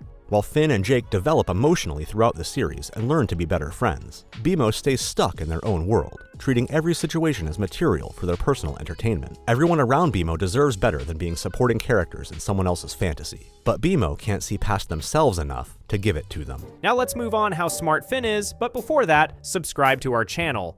Finn gets labeled as this classic hero boy all the time. Brave, impulsive, always charging into magical chaos without thinking. But that view completely misses how intellectually capable Finn really is. We're not talking about school smarts here, but how he navigates people, makes impossible choices, and handles the existential weirdness of Ooo without breaking down. When you actually watch pivotal episodes throughout the series, you see a much deeper intelligence at work. Emotional awareness, strategic thinking, and philosophical maturity that grows alongside him. By the end of Adventure Time, Finn is someone who can process complex moral dilemmas and relationship dynamics that would crush most people his age. Meet Finn the Human, supposedly the last human boy in the land of Ooo, raised by Jake the dog and his adoptive dog parents. On the surface, he looks like your typical teenage hero charging into danger with a grass sword and zero planning. But here's what people miss about Finn's world. It's completely insane. The land of Ooo operates on dream logic, where candy people have existential crises, ice wizards kidnap princesses for tea parties, and ancient cosmic horrors casually drop by for snacks. Most people would lose their minds trying to function in a place where the rules change every episode. Finn doesn't just survive this chaos, he thrives in it. That takes a special kind of intelligence that has nothing to do with book smarts or test scores.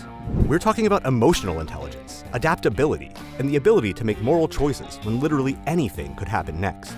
Look at Dungeon Train from Season 5. Finn gets addicted to fighting monsters on an endless loop train that drops loot after every battle. Sounds simple, right? But watch what actually happens. Finn starts using the train to avoid dealing with his breakup with Flame Princess. He tells Jake the repetitive fighting feels good, like when you made those biscuits way back. When Jake points out he was just responding to all the butter in those biscuits, Finn gets it immediately. The train is his butter. A cheap dopamine hit that's keeping him from processing real emotions. Most people would need therapy sessions to figure that out.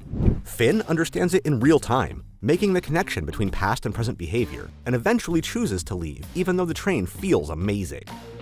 That's emotional intelligence working at full speed. Then there's Memory of a Memory from Season 3, where Finn and Jake literally navigate Marceline's memories to wake her up from a sleep spell. They're dealing with pure dream logic, moving through different time periods, following symbolic doorways, and trying to find a memory core in a place that looks like a black void with glowing orbs. When they discover Ash tricked them into stealing Marceline's breakup memory, Finn comes up with a brilliant solution. He uses the same memory powder to pull Marceline into his own memories, where he shows her his memory of her memory. It's like Inception, but Finn figures it out without any training. The land of Ooo constantly throws impossible situations at its characters. Ice King is technically a genius, but his crown-induced madness makes him delusional. Jake is incredibly creative, but relies on improvisation over planning.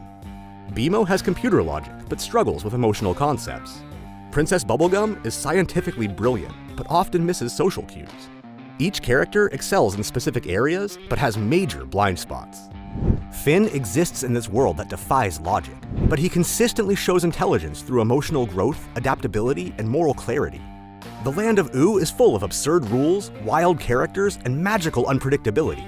Yet Finn often rises to the occasion with surprising insight. Being able to think clearly, make ethical choices, and maintain emotional balance in such a surreal world is a significant form of intelligence.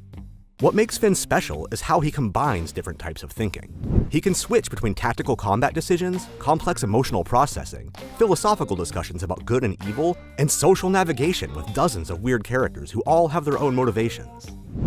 That kind of mental flexibility is rare. Most adults struggle to handle normal workplace politics. Finn deals with cosmic horror, relationship drama, and saving the world before lunch. People dismiss Finn as just another impulsive hero because he's loud and fights with swords. But impulsive doesn't mean stupid. Finn makes quick decisions in chaotic situations and usually gets them right. That's not luck. That's pattern recognition, emotional intelligence, and moral instincts working together at superhuman speed. Think about what Finn's daily life actually looks like. He wakes up in a treehouse with his shape-shifting dog brother, checks if any princesses need rescuing, maybe fights some cosmic entity before breakfast. then deals with relationship problems involving fire elements or vampire queens. Normal people need years of therapy to process one traumatic event. Finn processes multiple reality-breaking experiences per week and somehow maintains his core identity and moral compass throughout. The fact that Finn stays fundamentally himself while growing and changing shows incredible psychological resilience.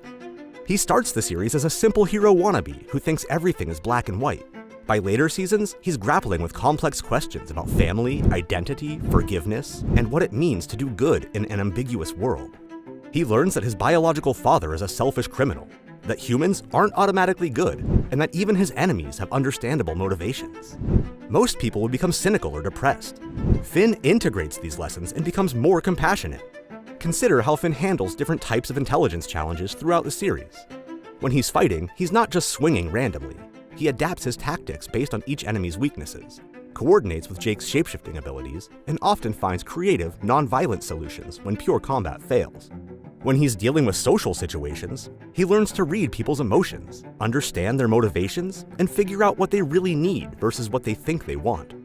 The mathematical and scientific intelligence that schools typically measure would be useless in Finn's world. You can't solve magical problems with algebra, and social dynamics in OO follow emotional logic rather than rational rules. Finn has developed the exact type of intelligence his environment demands. Flexible, intuitive, emotionally aware, and morally grounded. What's really impressive is how Finn handles information overload. The land of OO constantly reveals new layers of complexity.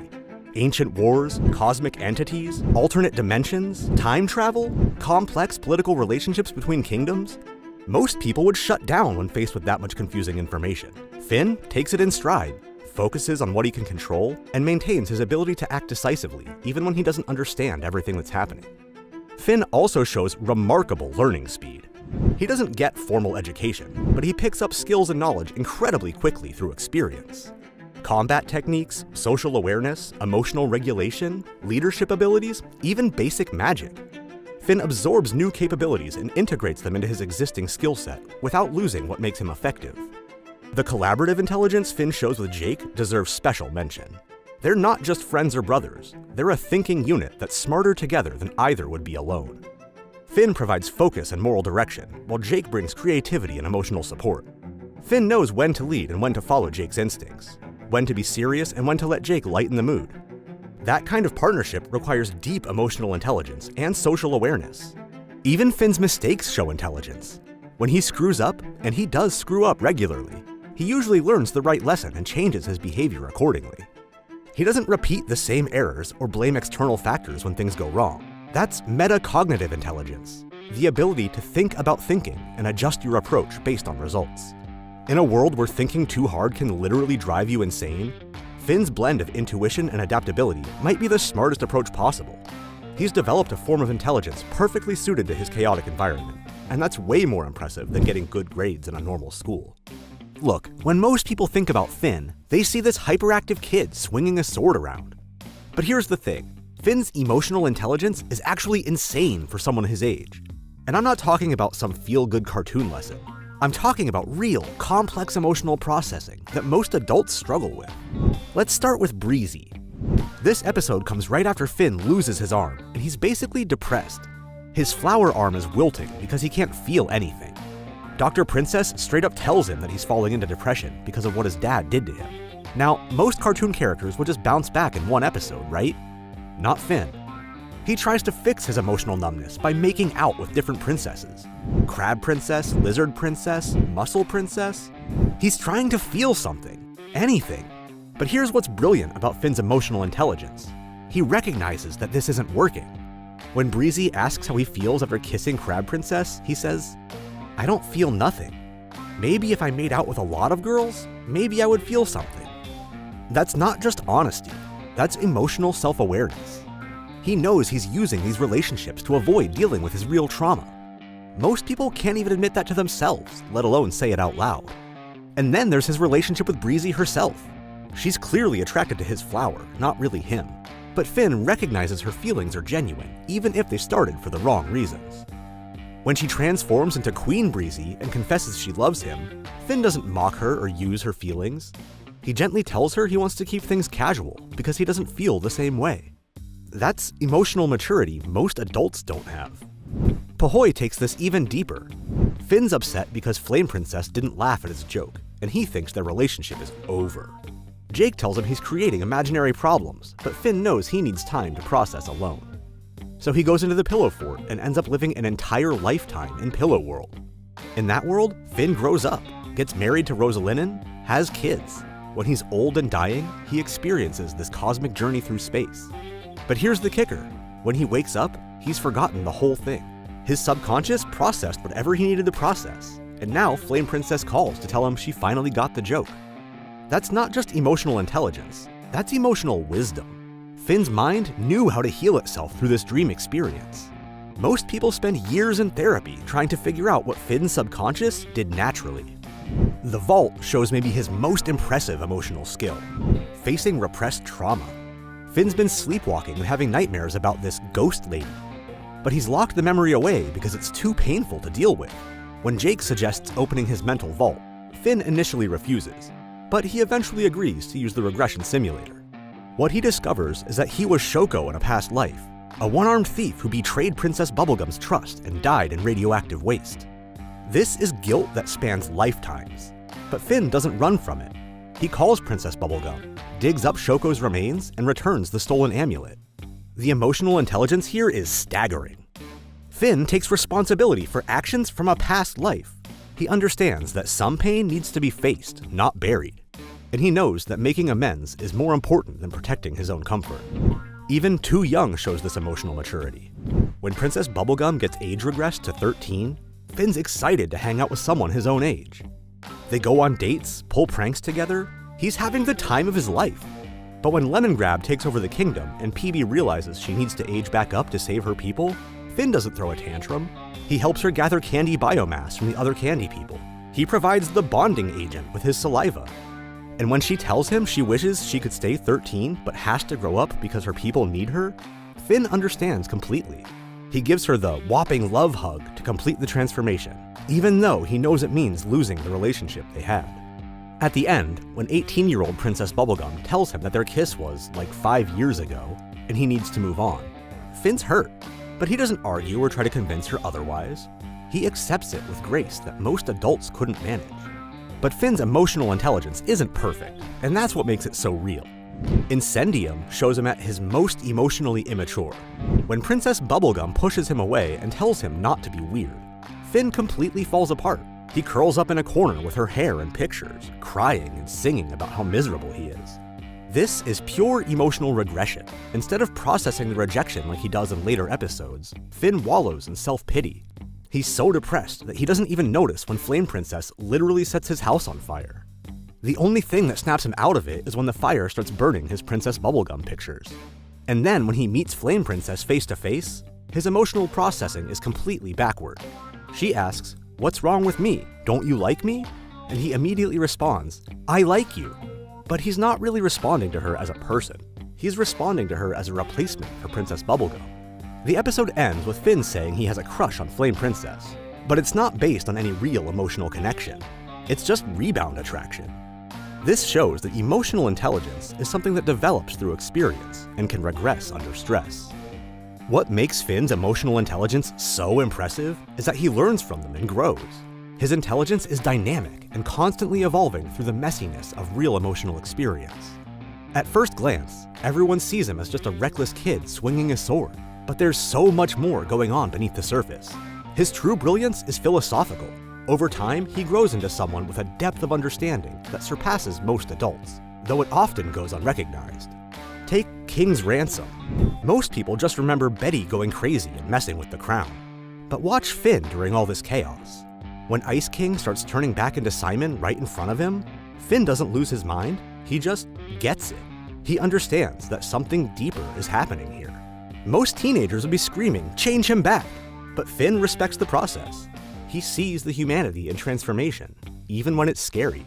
And when Betty sacrifices herself, Finn doesn't throw a tantrum about how unfair it is. He accepts that she made this choice out of love, even though it destroys her. That's incredibly mature thinking about sacrifice and autonomy. Like, how many adults can actually handle watching someone they care about making a painful but necessary choice? The Hall of Egress is straight up the smartest episode in the series, and it's all about Finn's mind. He gets trapped in this reality-bending cave where every time he opens his eyes, everything resets. It's basically a philosophical nightmare about perception and control. Most people would go completely insane.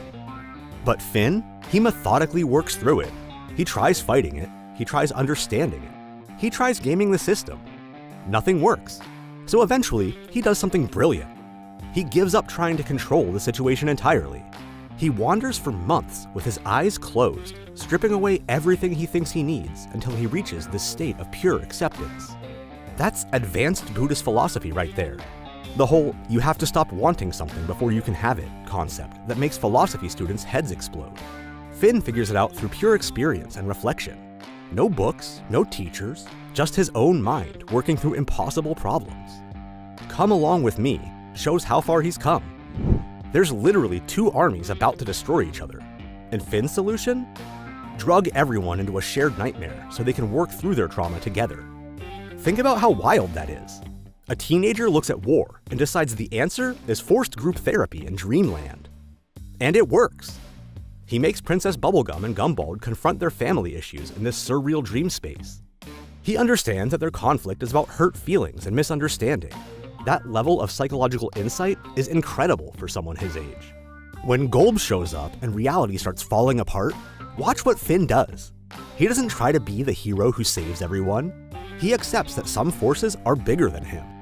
He lets Betty make her choice, comforts Simon afterward, and helps plant Fern's remains. He's learned that sometimes the smartest thing is knowing when to step back. Together Again proves this wisdom lasted his whole life. Old Finn dies and immediately rushes to find Jake in the afterlife.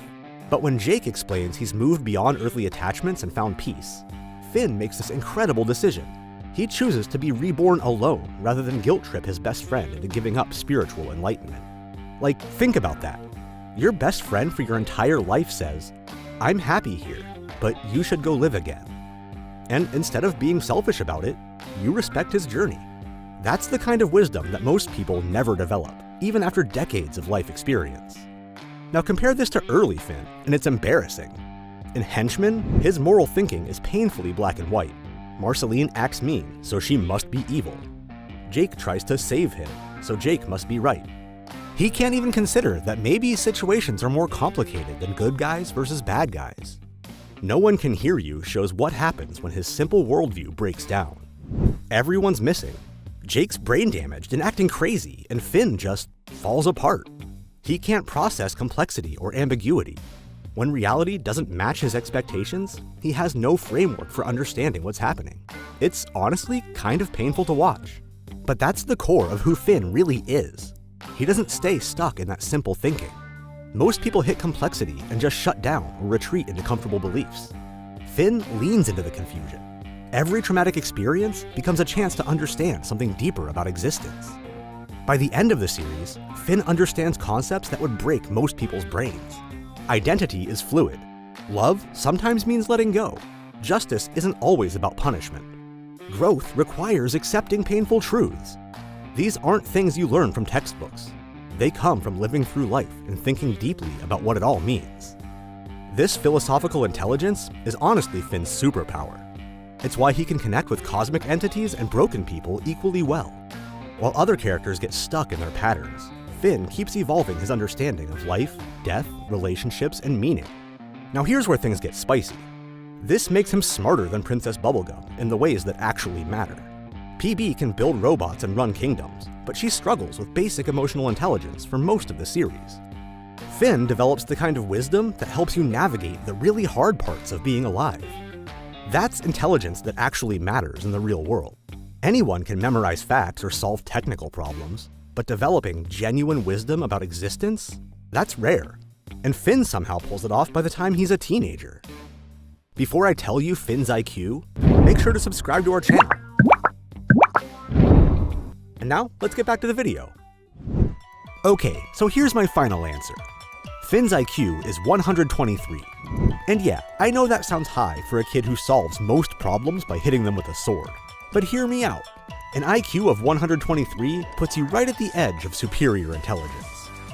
You're not a genius, but you're definitely smarter than like 85% of people. And honestly, that's exactly where Finn belongs. Dude's way more intelligent than anyone gives him credit for. Think about what that 123 actually means in real life. These are people who can see patterns others miss, stay calm under crazy pressure, think through moral problems logically, and adapt fast when everything goes wrong. Sound familiar? That's literally Finn's whole thing. But here's what's wild. Finn's intelligence is totally different from every other smart character in Adventure Time, and that difference is everything. Princess Bubblegum is probably like 160 plus. She builds living candy people, runs kingdoms, solves scientific problems that would break actual scientists.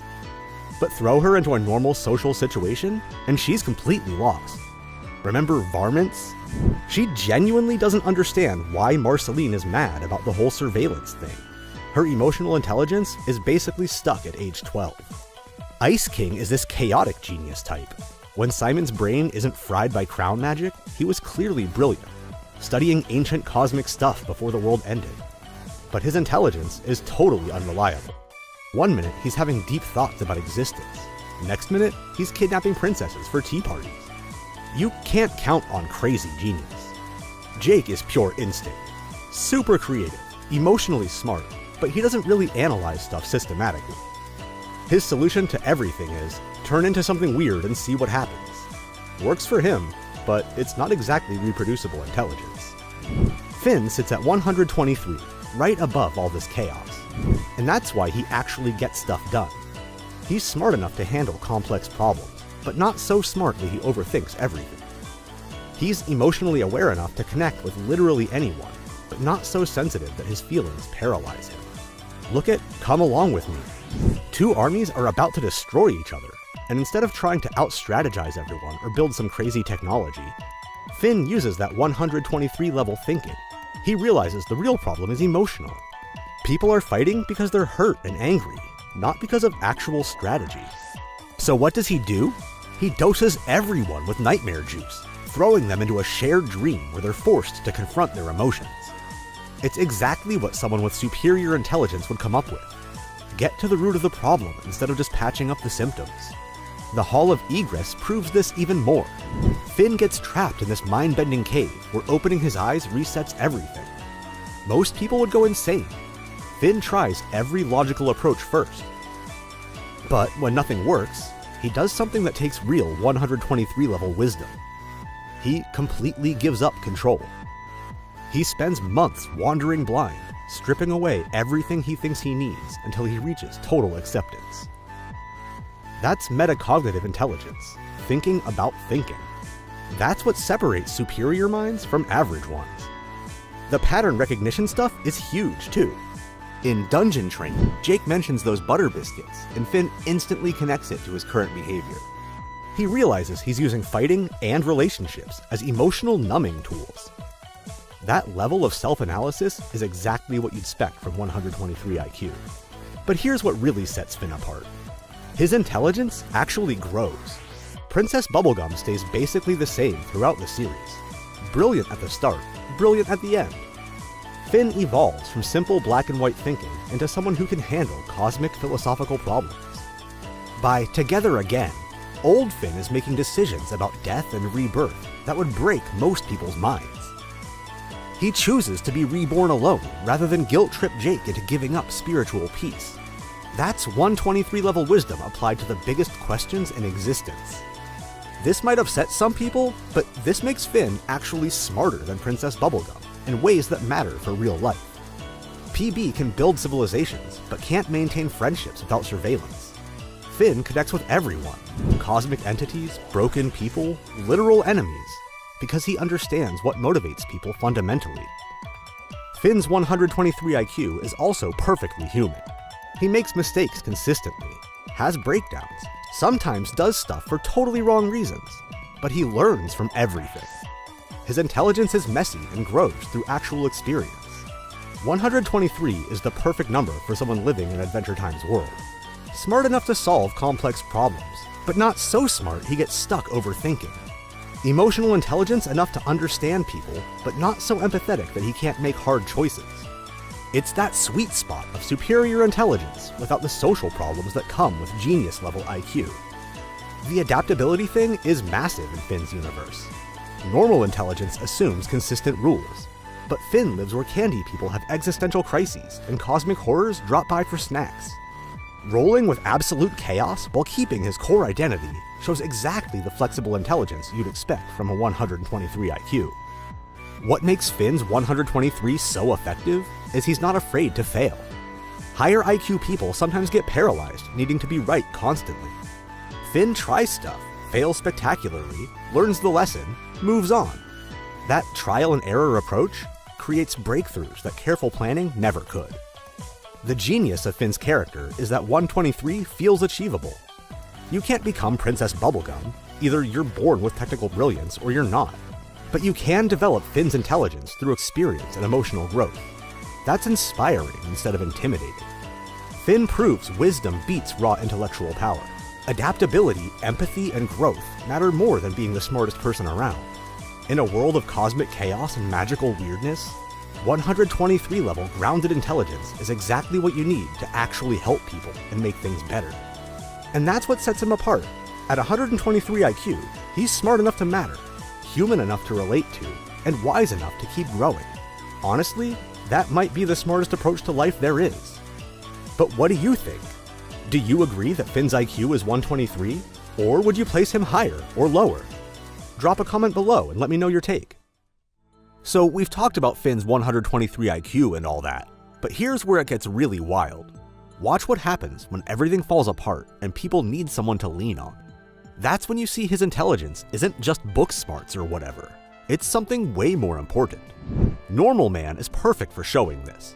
Magic Man loses his powers, becomes Normal Man, and his brother Glob gets kidnapped by Tiny Manticore who wants revenge. This is pure emotional chaos, like centuries of family drama, guilt, anger, and someone might actually die. And who does Normal Man come crawling to for help? Finn and Jake. Think about how crazy this is. Normal Man has been the worst throughout the entire series. He's tortured people for fun, manipulated everyone, been a complete psychopath. Most people would tell him to go die in a hole. I probably would. But Finn doesn't. He actually listens when Normal Man explains the situation.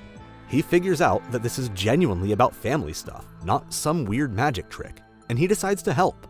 That's emotional intelligence working in real time, seeing past someone's terrible reputation to understand what they might actually need right now. When they get to Wild Trap Mountain and Normal Man starts talking about letting Tiny margle him off a cliff, Finn immediately shuts that down. He goes, "Glob's your brother, and brothers always care about each other, even if one of them is a terrible deuce breakfast like you." Like, that's Finn being the moral compass without being preachy about it. He sees that self-destruction won't fix anything, and that family relationships are worth fighting for, even when the family member is literally the worst person alive. Throughout the whole mountain climb, everyone else is losing their minds. Normal Man's panicking. Jake's getting eaten by carnivorous plants. There's archer bandits and dragon ghosts and all kinds of nonsense. But Finn just keeps pushing forward with this clear sense of what needs to happen. That's his 123 IQ working under pressure. Staying focused when everything's chaos.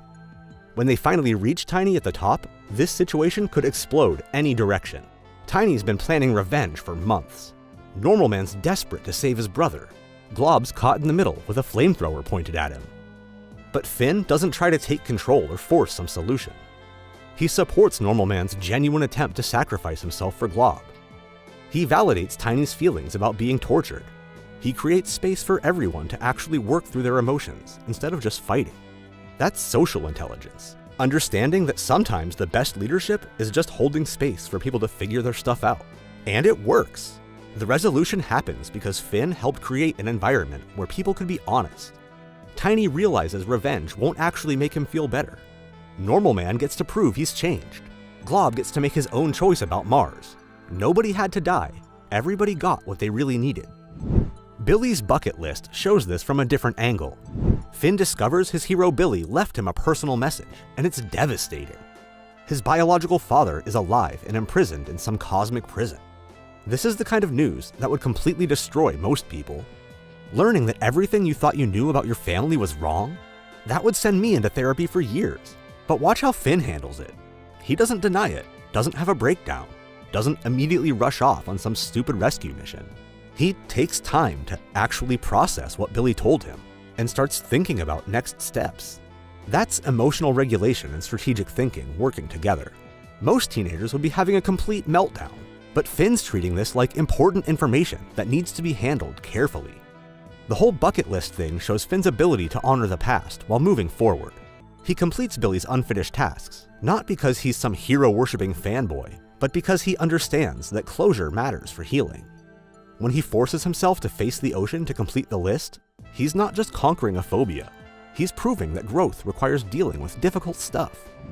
The Comet takes this to the extreme. Finn gets offered the ultimate escape, the chance to become a cosmic entity with infinite knowledge and power. The Catalyst Comet literally offers him freedom from all earthly problems, all pain, all limitations. Basically, he could become a god. And Finn says no. He tells the Comet, "I feel like I put a lot of work into this meat reality. I'd like to see it through." That's philosophical intelligence at its peak, understanding that struggle and limitation are part of what makes life meaningful. But here's where that gets really impressive.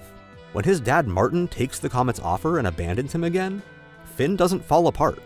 He's hurt, obviously, but he processes it super quickly. He goes, "Well, there ain't no change in you, I guess," and accepts that this is who Martin is. That's emotional intelligence and wisdom working together to handle abandonment with actual grace. Most people would be screaming or crying or having some kind of breakdown. Finn just gets it and moves on. Here's the controversial part. Throughout all of these situations, other characters consistently turn to Finn when they need help with moral or emotional stuff. Normal Man asks for his help. Canyon trusts him with Billy's memory. The Catalyst Comet respects his choice. Even cosmic entities treat Finn like someone whose judgment matters. This pattern happens constantly. When Princess Bubblegum needs someone to talk her out of starting a war, she listens to Finn. When Jake needs emotional support, he goes to Finn. When Marceline needs perspective on relationship drama, she values Finn's input. He's become the person everyone trusts when everything's falling apart. And here's what makes this so wild. Finn doesn't try to be this person. He's not positioning himself as some wise leader or emotional guru. He's just constantly present, honest, and willing to help people work through their problems. That kind of natural, emotional leadership is incredibly rare. The 123 IQ we talked about manifests in these crisis moments as the ability to stay calm, process complex emotional information quickly, and help others find their own solutions. Finn's intelligence is about asking the right questions and creating space for people to heal and grow. That's the kind of intelligence that actually changes people's lives. Anyone can memorize facts or solve puzzles, but being someone others can count on when everything's going wrong? That takes a special combination of emotional wisdom, moral clarity, and genuine caring that most adults never develop. Finn's becoming the emotional anchor for this entire world, and he makes it look effortless. At 16 years old, he's handling crisis management better than most therapists. That's real intelligence in action, and it's way more impressive than any test score could ever be. Alright, so we've established that Finn has this 123 IQ and handles crisis situations like a pro. But here's the thing that makes him really special. His intelligence actually changes throughout the series. Most cartoon characters stay basically the same from episode 1 to the finale. Finn evolves from this simple hero kid into someone with genuine wisdom about life, death, and everything in between. Early Finn is basically a walking disaster when it comes to emotional intelligence. In Henchman, he sees Marceline being mean to someone and immediately assumes she's evil. Good guys versus bad guys. Heroes versus villains. Everything's simple when you're 12 and the world makes sense. He can't even imagine that someone might act threatening while actually being kind. Fast forward to Together Again, and old Finn is making decisions about death, rebirth, and eternal friendship that would break most philosophers. He chooses to live another entire life rather than force Jake to give up spiritual peace. That's not the same person. That's someone who's learned wisdom through decades of experience and pain. The relationship stuff shows this evolution perfectly. Finn's crush on Princess Bubblegum starts out as pure hero worship. She's the princess, he's the hero. They're supposed to end up together because that's how stories work. When she rejects him and too young, he handles it with surprising grace for a 13-year-old. he helps her age back up, even though he knows it means losing their connection. But then Incendium happens, and Finn completely regresses. Princess Bubblegum tells him not to be weird, and he falls apart, crying in a corner with her hair, singing sad songs about his feelings. This is emotional intelligence going backward under stress. He's so depressed, he doesn't even notice his house is catching fire. The Flame Princess relationship shows him trying to apply what he learned, but still getting it wrong. He likes her partly because she's not Princess Bubblegum, which isn't fair to either of them. When their relationship gets complicated, Finn tries to manipulate situations instead of just being honest. The whole thing explodes because he's still thinking like relationships are puzzles to solve instead of connections between people. By later seasons, watch how Finn handles Princess Bubblegum. He's not chasing her anymore, not trying to prove himself worthy.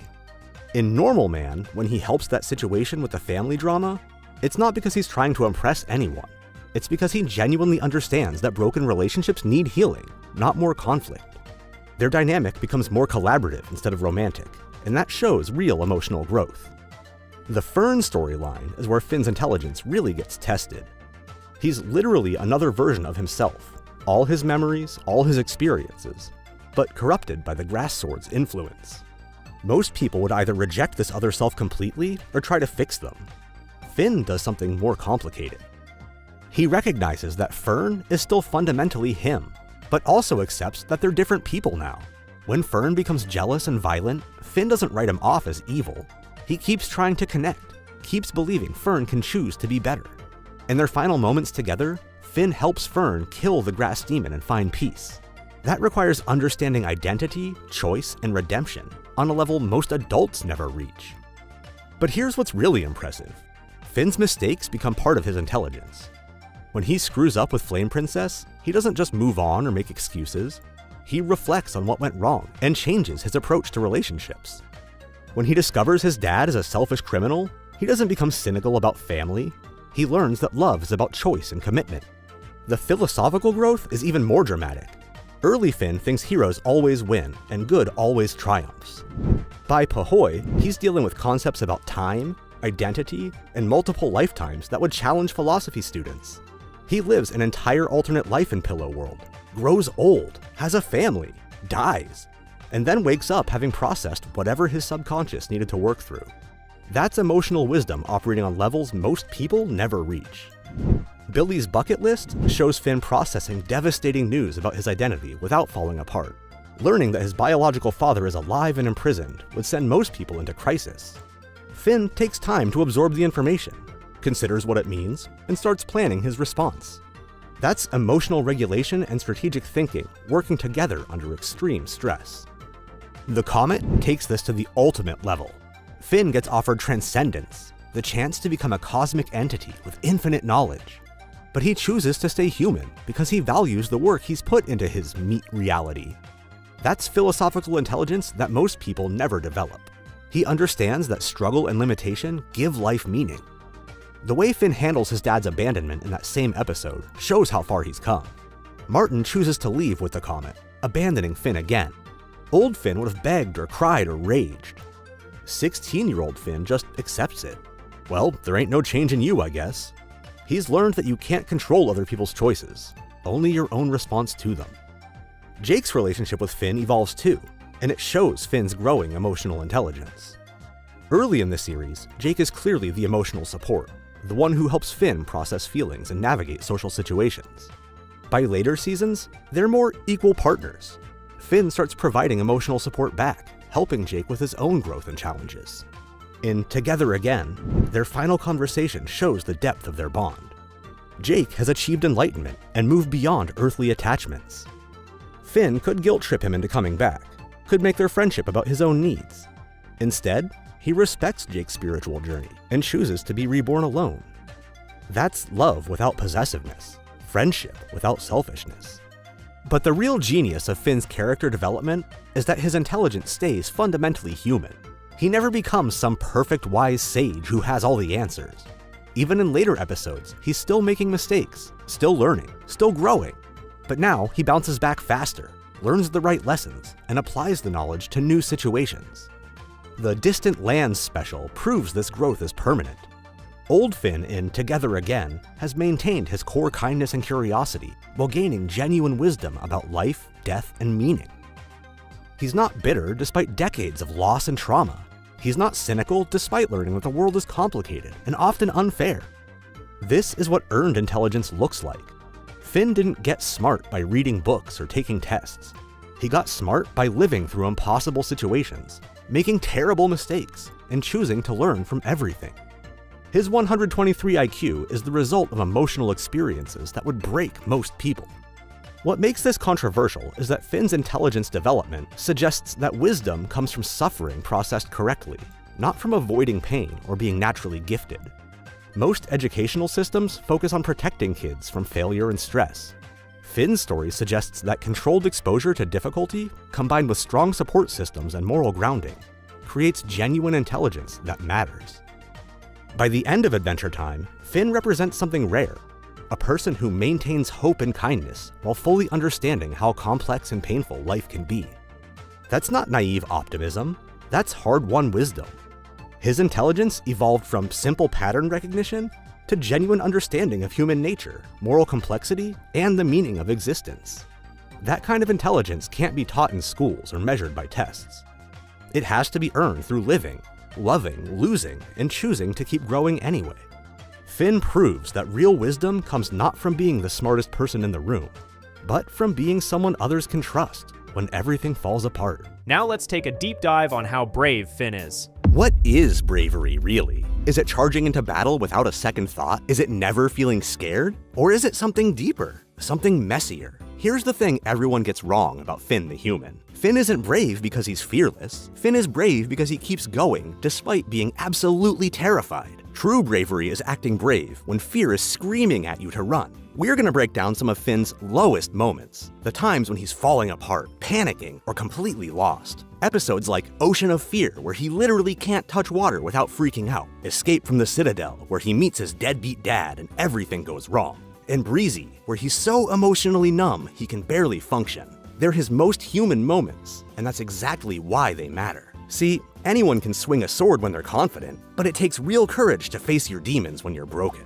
To keep trying when everything hurts. To choose hope when despair makes more sense. That's Finn's superpower, his ability to feel everything. The fear, the pain, the doubt, and still choose to be better tomorrow than he was today. Most people see Adventure Time and think it's just a silly cartoon about a kid and his stretchy dog going on wacky adventures. And sure, on the surface, that's exactly what it is. Candy kingdoms, rainbow unicorns, talking trees, classic kids show stuff. But dig a little deeper and you'll find something much heavier. The land of Ooo is actually post-apocalyptic Earth. That mushroom war everyone keeps mentioning, that was nuclear annihilation. All those colorful kingdoms are built on the bones of our world. The Candy Kingdom sits where a city used to be. Those weird, mutated characters, they're what's left of humanity after the bombs fell. And Finn, he's literally the last human, raised by dogs in a world that doesn't make sense anymore. Picture being 13 years old and everyone around you expects you to save the world. From day one, everyone told Finn he was supposed to not just be a hero, but the hero.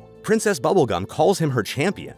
Jake teaches him to fight monsters. The Enchiridion literally says he's destined for greatness. Every adult figure in his life reinforced this idea that he was special, chosen, meant for something bigger. So naturally, baby Finn thinks being brave means punching things. In The Enchiridion, he's all about proving himself through trials and combat. He sees a problem, he hits it. He sees a monster, he fights it. He sees a challenge, he charges at it head first. In Dungeon, he's convinced he can solo any challenge if he just hits it hard enough. Classic hero stuff, right? The kind of courage we see in every adventure story ever told.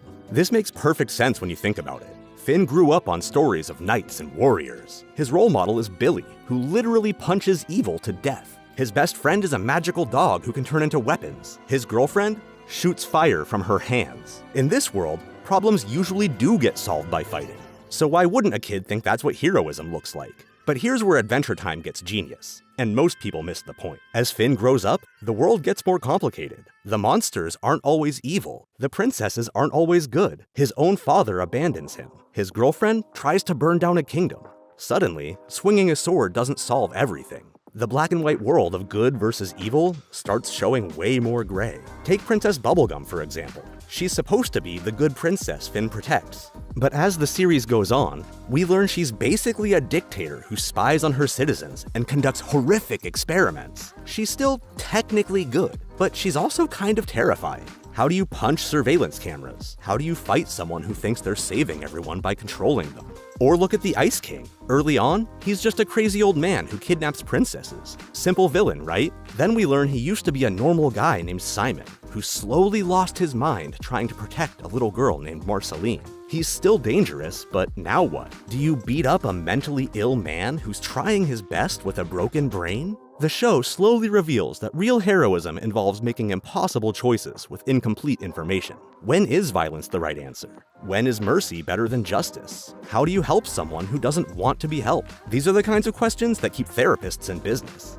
And Adventure Time throws them at a 14-year-old kid. Finn's journey from "I'll fight anything" to "I need to understand everything" drives the entire series. The colorful, silly surface hides a meditation on what it means to be brave in a world that doesn't reward traditional bravery. Sometimes the brave thing is to not fight. Sometimes courage means walking away. Sometimes being a hero means admitting you were wrong. This is why the land of Ooo feels so strange and wonderful. It's a place where a candy person might be plotting world domination, where a vampire queen just wants to hang out and play music, where the scariest villain in the show is also the most tragic character. Every episode teaches Finn that the world is more complex than his training prepared him for. That's why Finn's moments of weakness matter more than his victories, because in those moments, when he's scared and hurt and completely lost, he has to choose who he wants to be. When his dad abandons him again, does he become bitter? When his arm gets ripped off, does he give up? When his heart gets broken, does he shut down? These are the tests that actually matter. And that choice to keep growing, keep trying, keep caring, even when it hurts, that's where real courage lives. But before we continue the video, don't forget to subscribe to our channel. In the early days, Finn was everything you'd expect from a cartoon hero. Confident, fearless, ready to punch his way through any problem. He'd charge into danger with a smile and always come out on top. But even in those early episodes, if you look closely, you can see cracks starting to form. The first real glimpse comes in Ocean of Fear, and it's brutal. Finn discovers he has a genuine phobia of the ocean, and it completely destroys his self-image as a fearless hero. Watch him try to touch the water and fail. See him panic over a single drop hitting his face. What makes this episode so important is how it reframes what bravery actually means. Finn spends most of the episode thinking his fear makes him weak, makes him less of a hero. The Fear Feaster even tells him he'll never be a true hero because he's scared. But by the end, we learn something crucial. Finn's fear is a feature. It's what makes him human. And his courage comes from acting despite that fear, not from the absence of it. The ocean represents something deeper than just water. It's the unknown, the things that can't be punched or solved with a sword. Finn's terror of it shows us that beneath all that heroic confidence is just a scared kid trying to do the right thing. When he finally makes it to the bottom of the ocean floor, even if he cheated by knocking himself out, he proves that real bravery is about doing what needs to be done, even when you're terrified. Then we get to the romantic stuff, and wow, does Finn struggle. Too Young hits different because it shows us Finn dealing with emotional pain for the first time. He gets to be with Princess Bubblegum when she's his age, and for a brief moment, everything's perfect. They're pranking Lemon Grab, sharing adventures, even sharing their first real kiss. Then reality comes crashing down. When Princess Bubblegum turns 18 again, she basically erases their entire relationship. That was like 5 years ago, she tells him. You really gotta move on. Imagine being 13 and having the girl you love tell you that the most important moment of your life meant nothing to her. That would break anyone. Incendium takes this pain and amplifies it. We see Finn at his absolute lowest point, crying over pictures of Princess Bubblegum, singing sad songs about being all gummed up inside.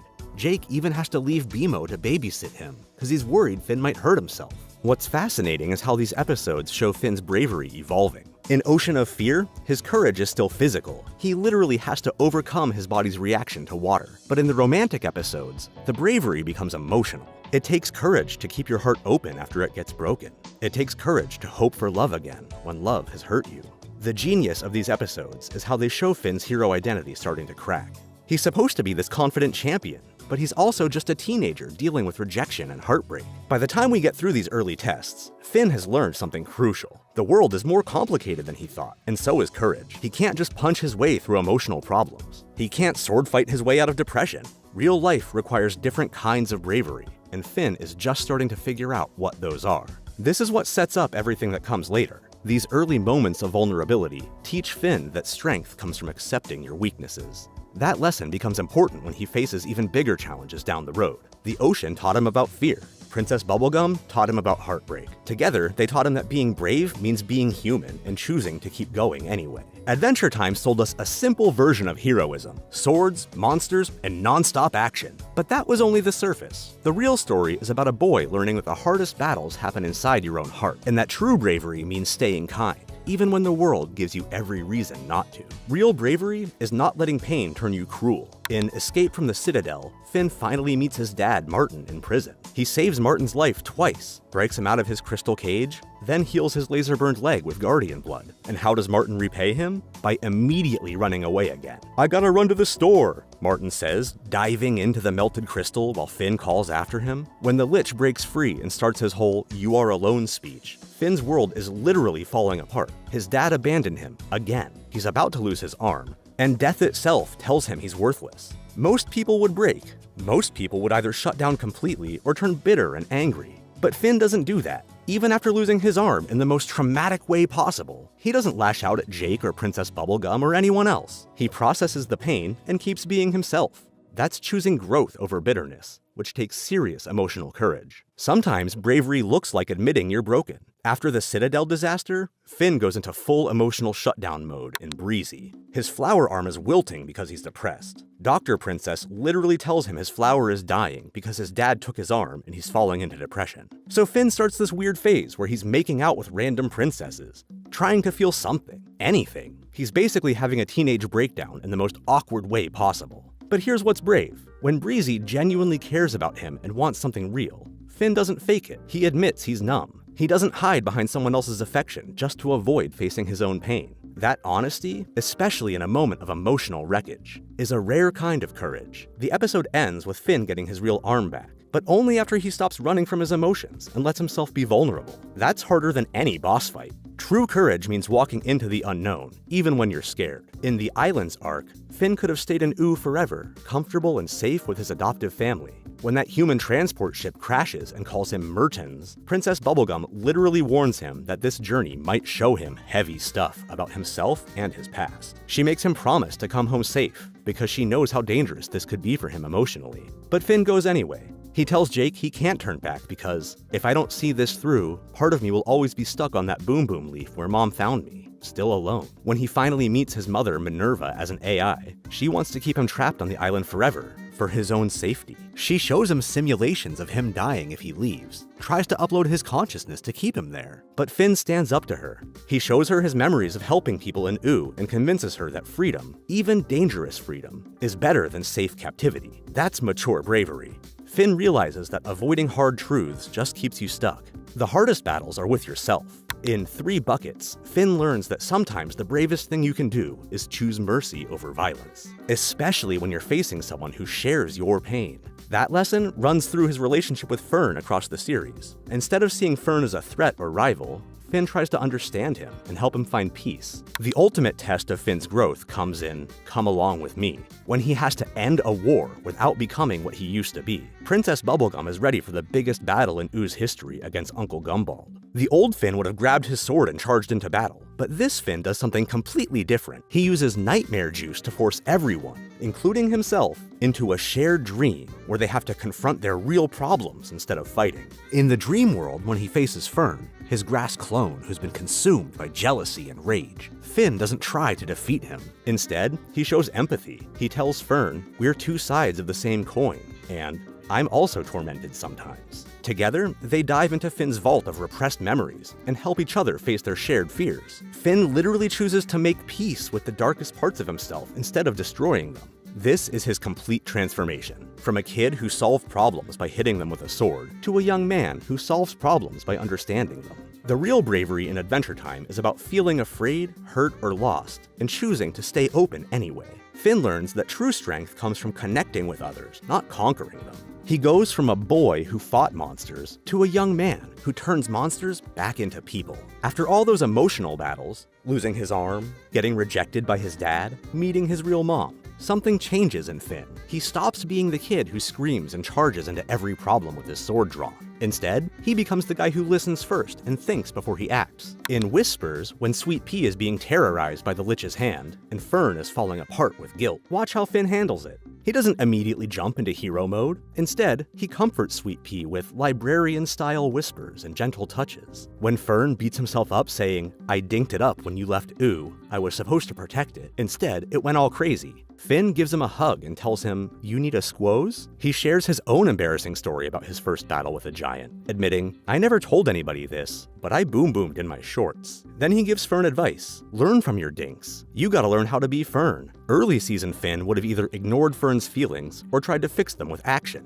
But here, he leads with empathy, showing that real bravery means being present for someone else's pain, even when you can't solve it. The shift shows up in how Finn handles conflict too. When they encounter the Lich Hand, Finn doesn't just attack blindly, he delegates responsibility, telling Fern, "Stay here and guard Sweet Pea. I'm gonna try and catch up." He recognizes that Fern needs to feel useful and trusted, not sidelined. When Sweet Pea ultimately defeats the Lich Hand himself, Finn celebrates it. "You're a natural."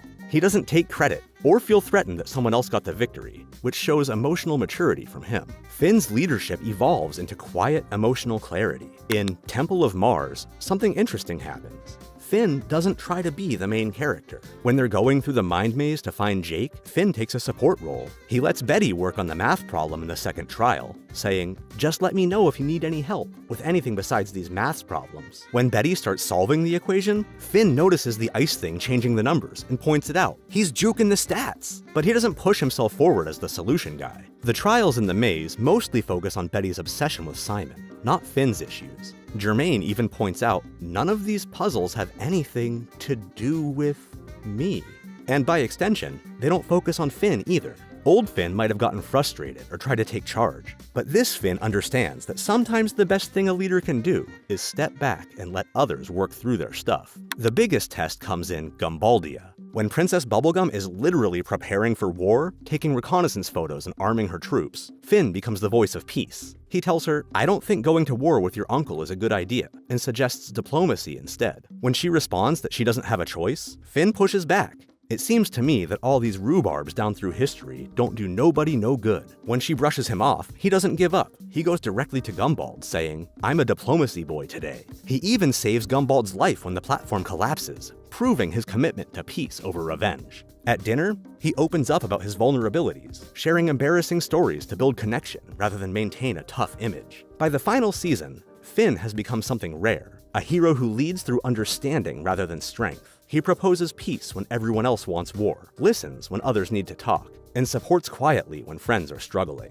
That's emotional bravery in its purest form. Here's what Adventure Time actually did. It completely flipped the script on what makes a hero brave. And Finn's journey is the perfect example of how real courage works in the real world. Think about Season 1 Finn. He's running around with his sword screaming mathematical and algebraic at every monster he fights. His first instinct is always violence. Someone's causing trouble? Hit them with a sword. Village in danger? Fight the bad guy. Problem solved. Episode over. That's classic cartoon hero stuff. Simple, loud, and all about external action. But watch what happens over 10 seasons. Finn's concept of bravery shifts from external to internal, and it's not subtle about it. By The Wild Hunt, Finn can't even kill a monster because he keeps seeing Fern's face. He tells Huntress Wizard, "Every time I'm about to wail on some monster, I remember seeing Fern go kaboom, and the guilt paralyzes me."